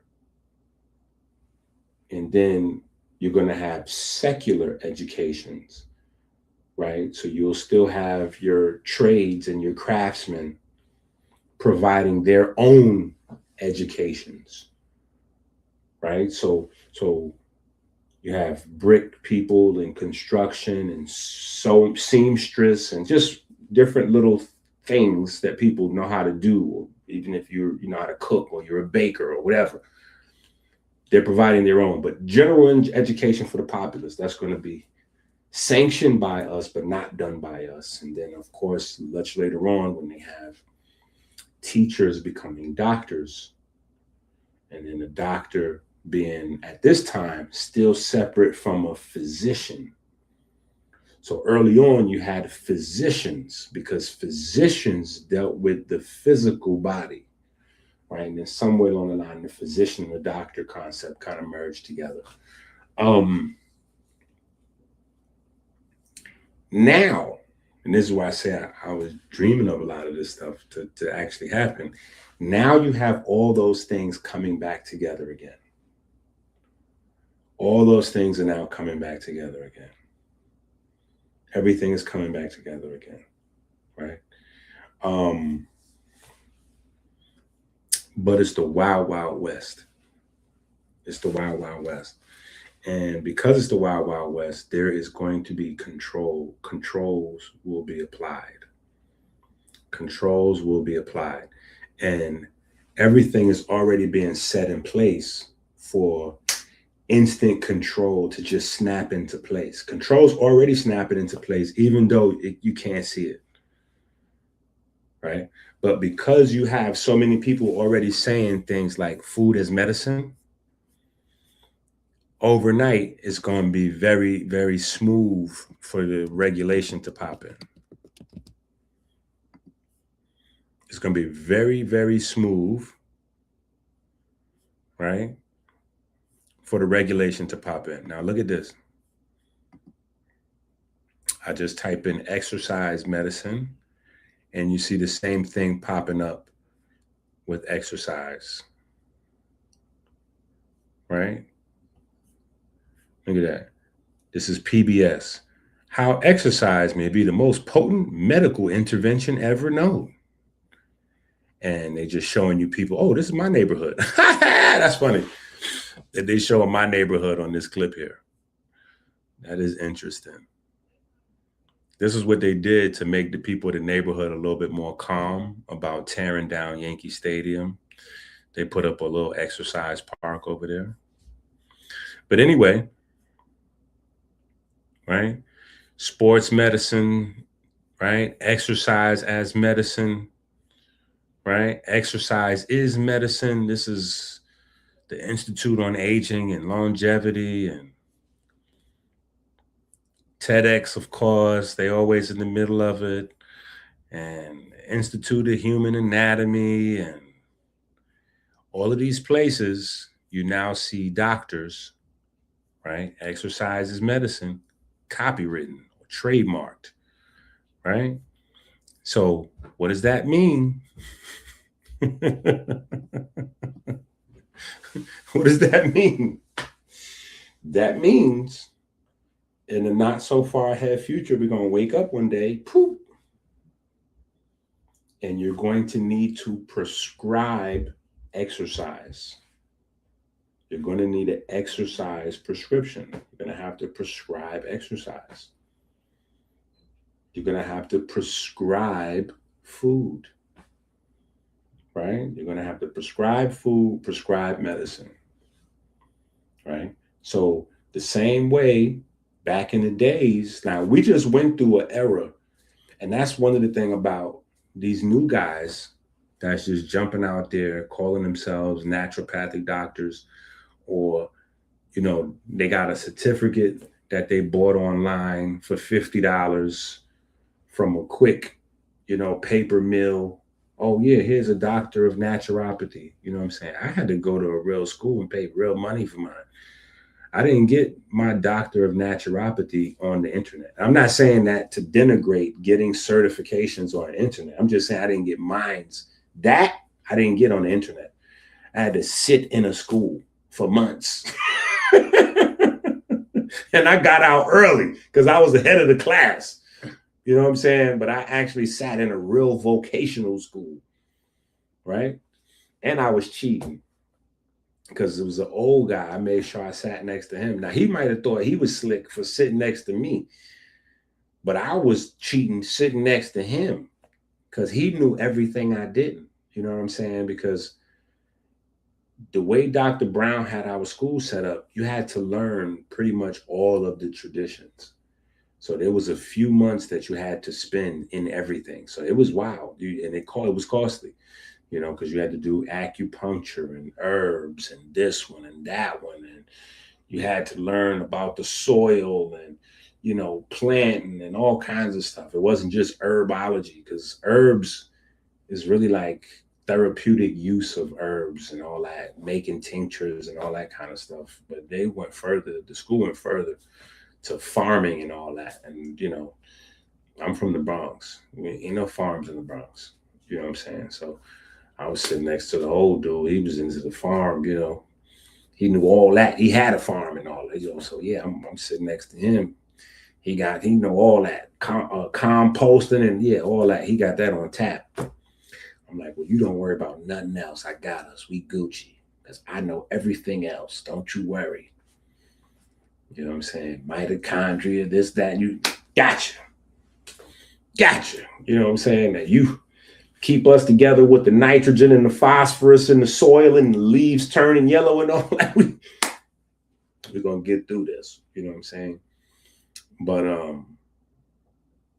yeah, so it was a lot, you know, it was a lot back then to learn, you know what I'm saying? But my point is, I've been around in this health thing before the sweet spot, right? Because before the sweet spot, which is what we just sat through, you know, the last maybe 10 years or so has been the sweet spot. Before that, people were still getting snatched. People were still turning up missing. People was getting, you know, you was a natural doctor or a chiropractor, that was worse than a rapper. You know how rappers get shot and killed. They like, being a rapper is the most dangerous. Being a rapper is the second most dangerous business. Being a holistic healer was more dangerous than a rapper at one point in time. You know what I'm saying? Yeah, because the ops is much more deadly. You ain't dealing with nothing but guys around the corner. As a holistic healer, you was dealing with whole nations. Governments was on your bumper, right? But then, you know, a sweet spot came, and you know, people started to see just the sweet spot era, and so a lot of people don't really know what they're doing, except for they can, you know, run the grift and get a few dollars. They jumped out there, but the sweet spot is going to be over shortly. I don't know. It could be a year or 5 years, but it's going to shut down. That's why the language is changing. The language is changing in order to shut down the sweet spot. So you see exercise as medicine. You see food as medicine. That doesn't mean that they're giving away the word medicine. They're not giving away the word medicine. By changing exercise to prescription and medicine, they're just changing who's going to be able to run that market, right? So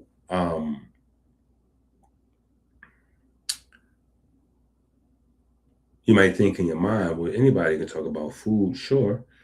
Anybody can talk about exercise, sure. But that's only for healthy people,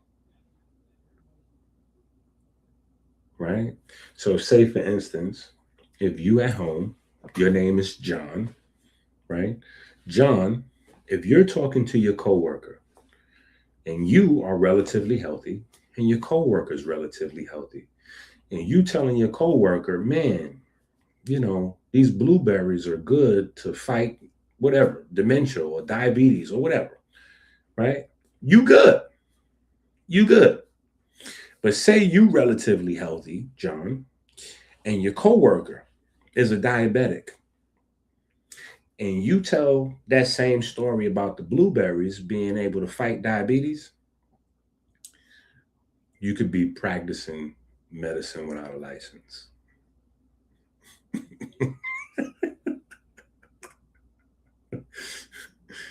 Yeah. Or, like, say, for instance, same example, you at work, John, and you talking to your coworker, you know what I'm saying? You're telling your coworker, yeah, you've been doing this new workout, it's good, get the blood flowing, woo, woo, woo.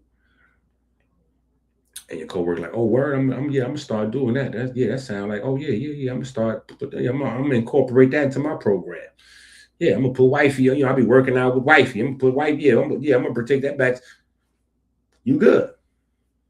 Now, say, for instance, same conversation, John, you explaining to your man, about the push-ups and the woo-woo-woo. And, he's got high blood pressure, or he has diabetes, or he's obese, right?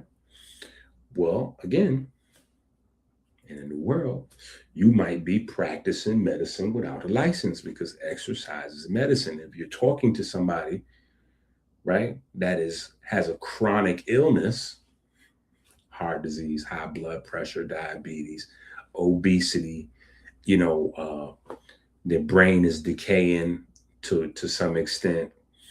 And that's happening, dementia is now beginning in our 30s, for some people in their 20s. So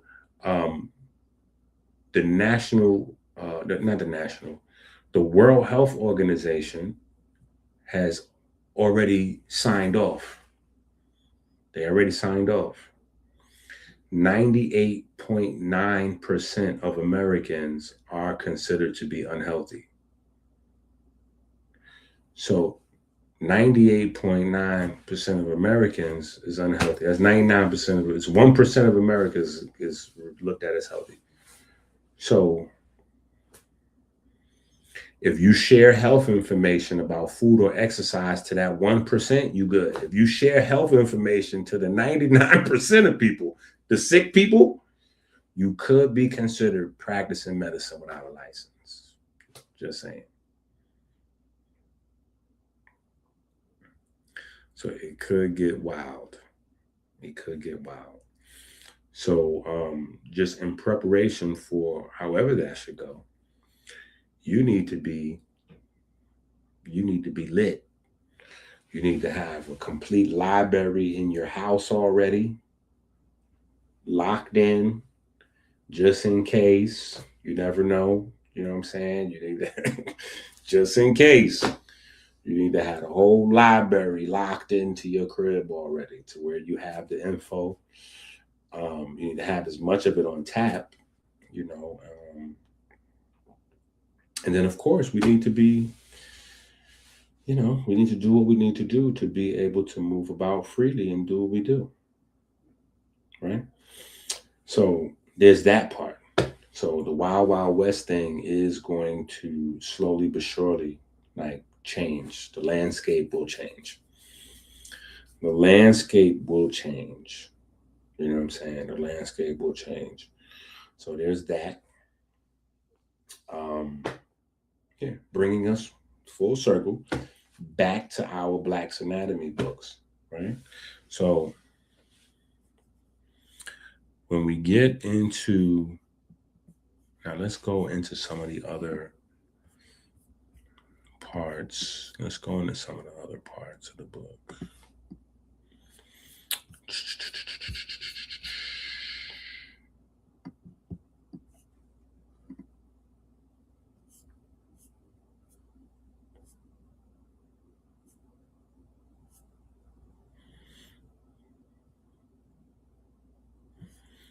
Okay, now here's one of the things that we talk about in the book.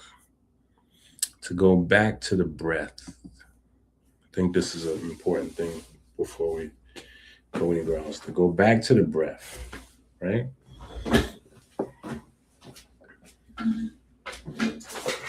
Because we've been talking about this, especially when we do our, when we did our whole melanin anabolic and blah, blah, blah. We spent a lot of time talking about how the human respiratory system is linked to photosynthesis, right? Irreducibly complex relationship, right? So, especially in volume 1 of Books of the Food, Songs of the Vitamin, which is at Barnes and Nobles, right? We talk about that relationship. And so that's one of the things we have to stretch out, right? That's one of the things we have to stretch out. And when I say stretch out, I mean add some depth to, add some color to, right? So the first thing we have to know is that this is where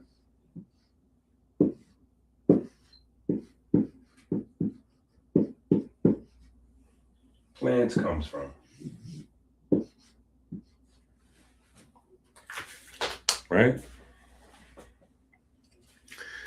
Plants come from the wind and the air or the atmosphere, right? So in a sense, you could say that plants come from thin air. Poof, like magic.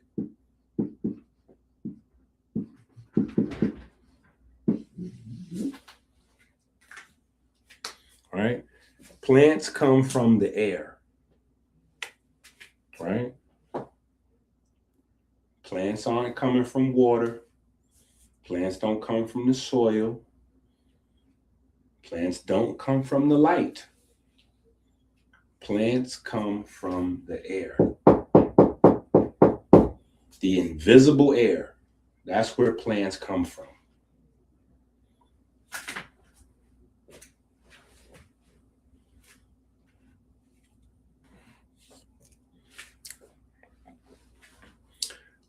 Plants come from the air, right? So before we even get to photosynthesis, is the atmosphere. This is another reason why you have to have that Kemetic meteorology book, right? Plants come from the air. Most of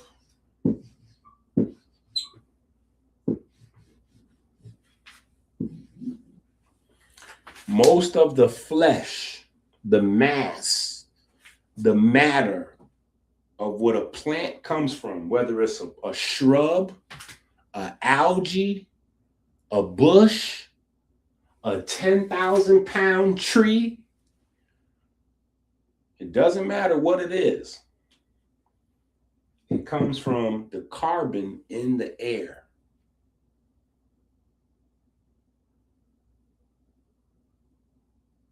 So carbon emissions is very important because all of the plants, all of the trees literally come from carbon emissions.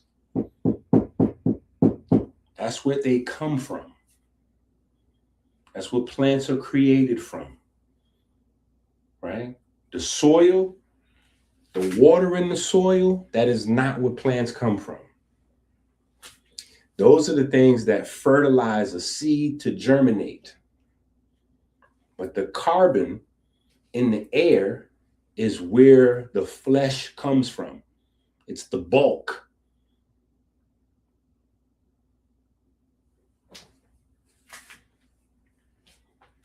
All right?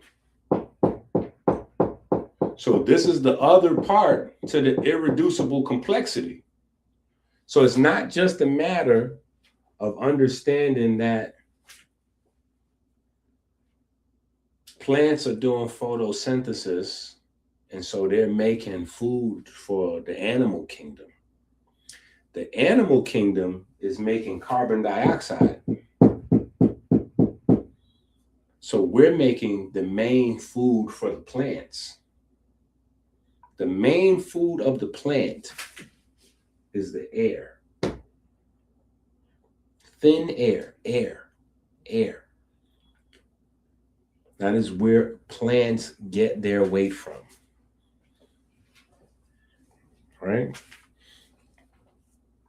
So this is important that we understand that the atmosphere, the wind, the thin air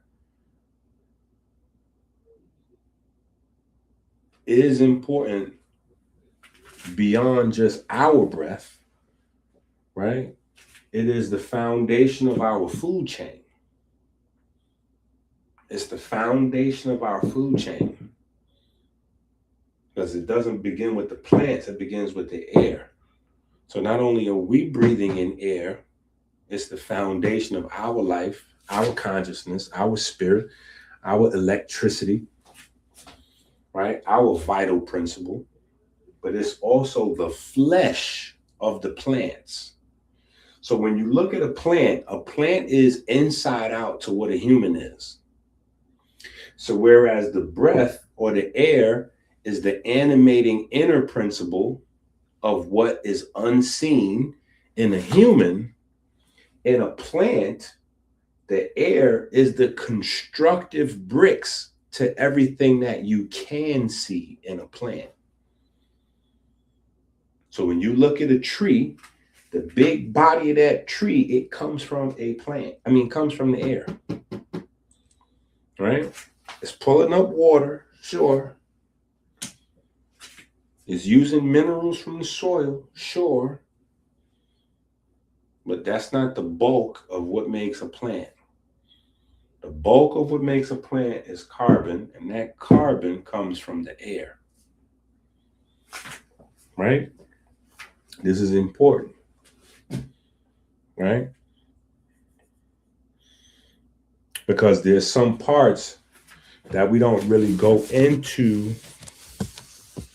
depth in terms of the plant genetics book. And we try, Lord knows, we went as crazy as possible. We went as crazy as possible. And we will be circling back. Because there's certain sections, like, let me see if we can pull up this section in the book here. Some of them I don't have the ability to pull up because of how the book is made.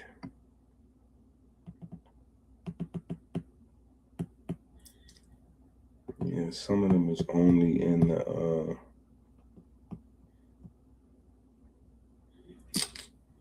published version. There's certain sections.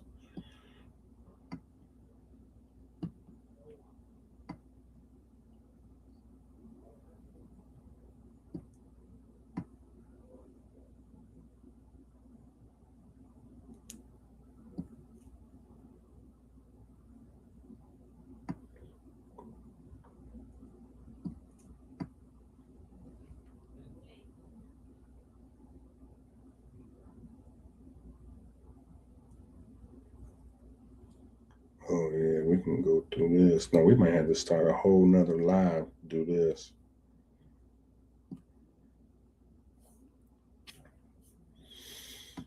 Yeah, so we have a concept that we work on also. I'm just giving y'all an overview anyway. It seemed like we're jumping around, just giving you an overview of some stuff before we get lost in the material. But one of the concepts that we work on is a concept that I got from Dr. Africa.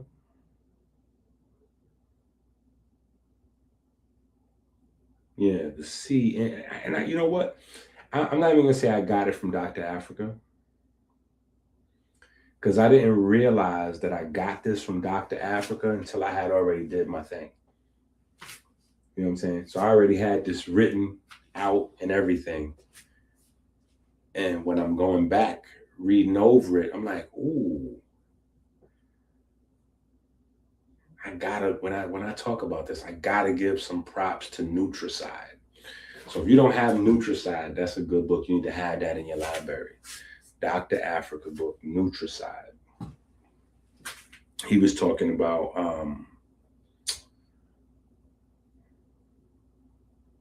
I forgot how he phrased it, but he was talking about the processing of natural foods and how they take all the good stuff out of it before you get it, right? Which we've been talking about for quite some time, and a bunch of people have. But I think the first person to like make it a colorful story, like to put it in a colorful, you know, package to where we can, you know, the masses can grasp hold to it, I think was Dr. Africa. At least for me, when I was coming up. Yeah. But so anyway, our concept is pre-rottened, right?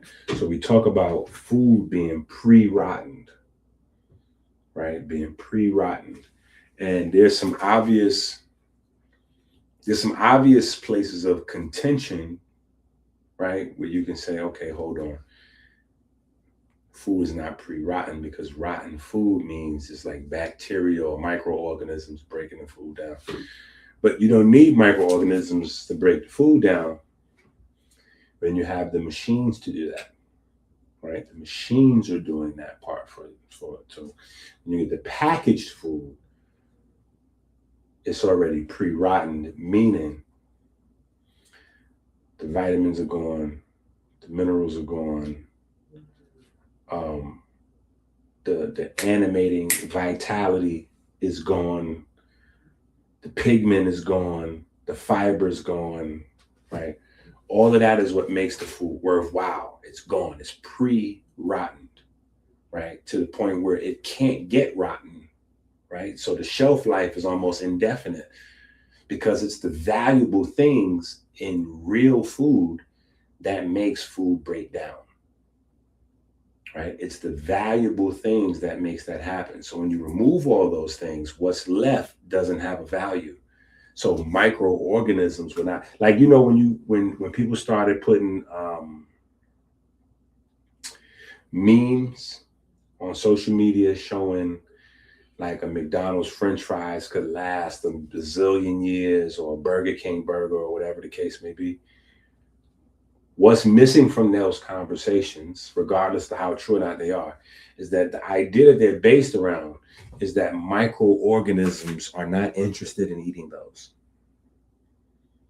Because that's what breaks a thing down. When you leave your fruit out, it's the stuff in the air, stuff we can't see, that starts to breaking it down, right?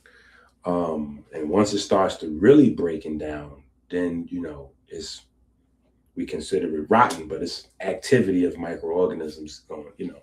But yeah, so those things are not interested. That's how it is that a lot of our packaged food today can last forever, because if you sit it out,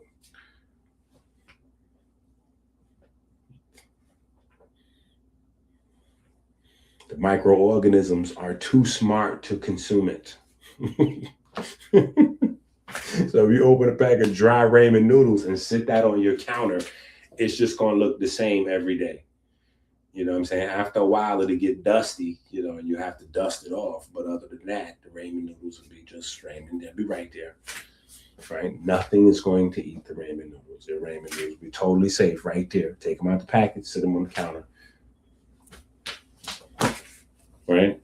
So we talk about pre-rotten food and what that means in the context of the new movement, which is eat real food, right? Because in the space of food as medicine, in the space of exercise as medicine, right?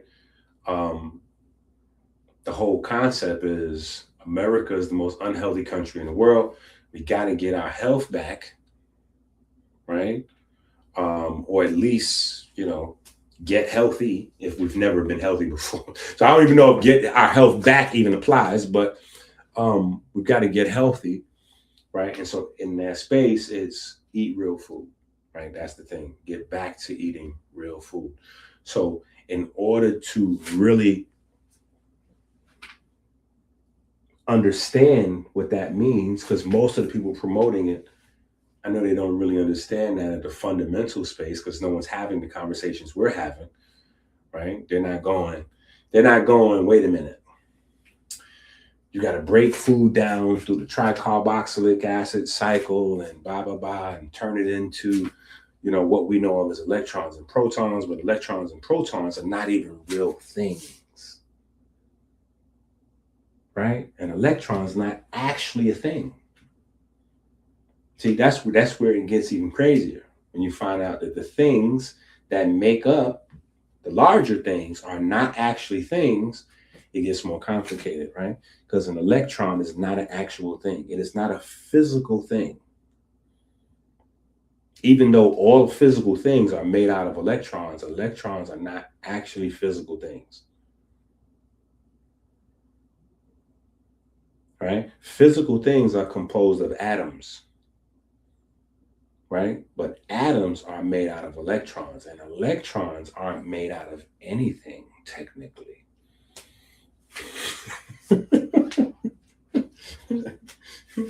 Electrons are, depending on what science you're studying, you might get a slightly different definition. So if you're over here, you might get, some disturbance in the medium talk, or potential vibration talk, or,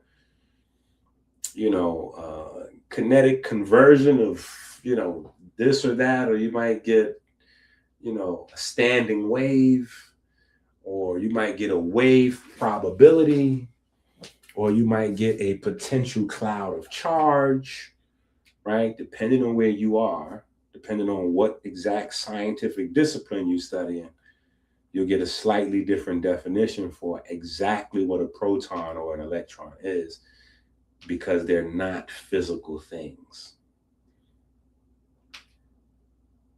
right?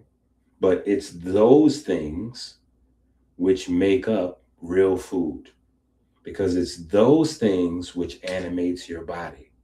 And it's those things that make up nutrients, right? And so the reason we have a whole bunch of different nutrients is because those charged energies, if you will, right? Just to respect everybody's different scientific disciplines and definitions of what subatomic particles or waves are, right? Because remember, the particles are also waves, right? It's geometry that determines the different nutrition, because geometry allows a different translation of traveling waves into structure.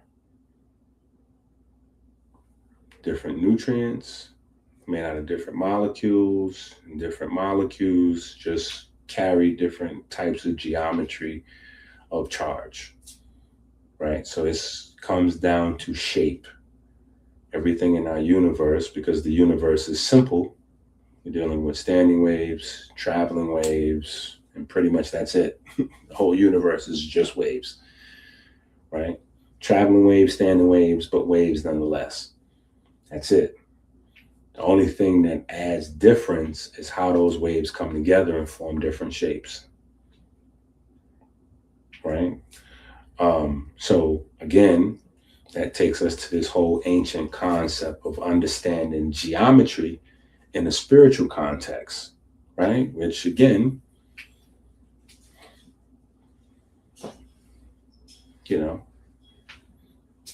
kind of nod to masonry, right?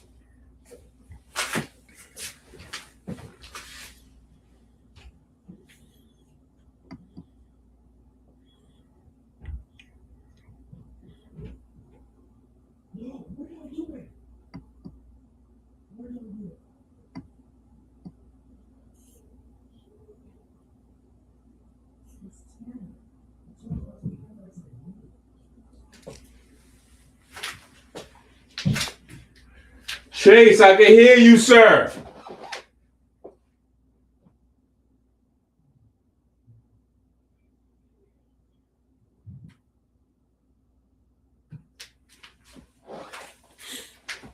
Right. So we talk about that. the text.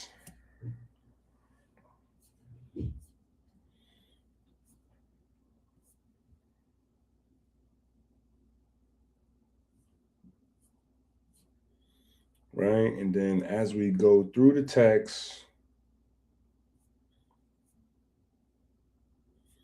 right, the text preps us for the spirit code, right? And the spirit code, you'll see in the books, the spirit code. So we kind of walk through a bunch of this stuff. And we get to a brand new concept that we have.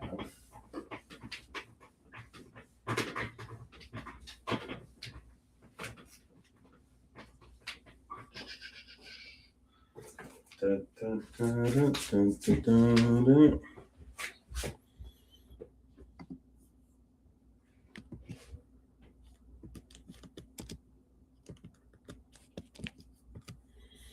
All right, we get to, remember we were talking earlier about those 6 different codes, right? Right, the 6 biological codes. Right. So we have the 6 biological codes, right? Then we have a miramic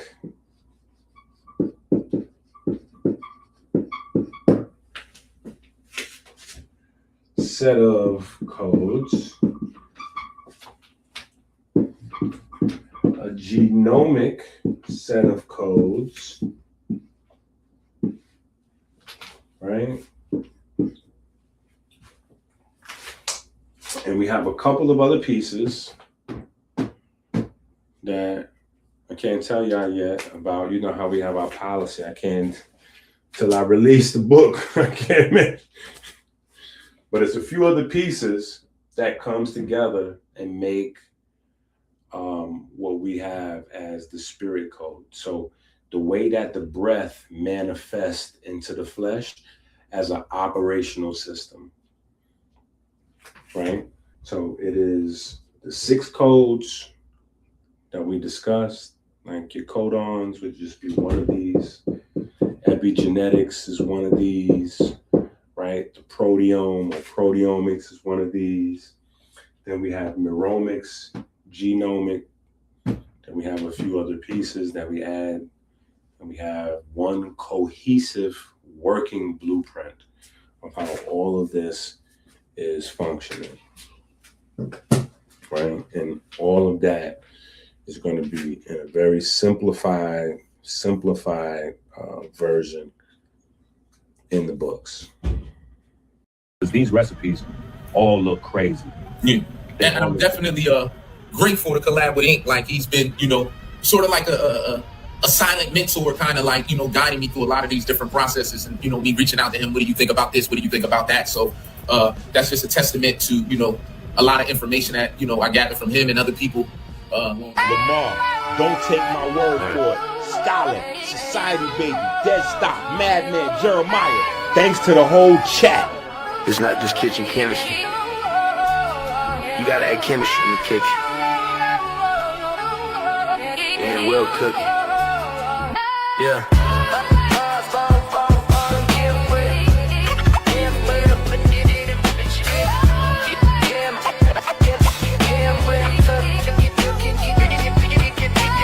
Osborne, Osborne, Politics, Kev, Ryan, Amber, on your speaker. Peyton, Andrew, you know the life. Kyle D, Long Beach Nights, on Christ. Nobody else is this nice. So good it's almost a fight. So good it's almost a fight. So good it's almost a fight. I've been nights like nobody else. Right in the fear, look, Paul top shelf. It's nothing new, you can tell me. I live off love, shout out to LV. I believe in God, it's really natchez. 20 years later, we're Philly natchez. 100 packs popping, studying detoxing. Live V on YouTube, new books dropping. We yelling, add your game, add your game, add your game, add your game, add your game, add your game, add your game.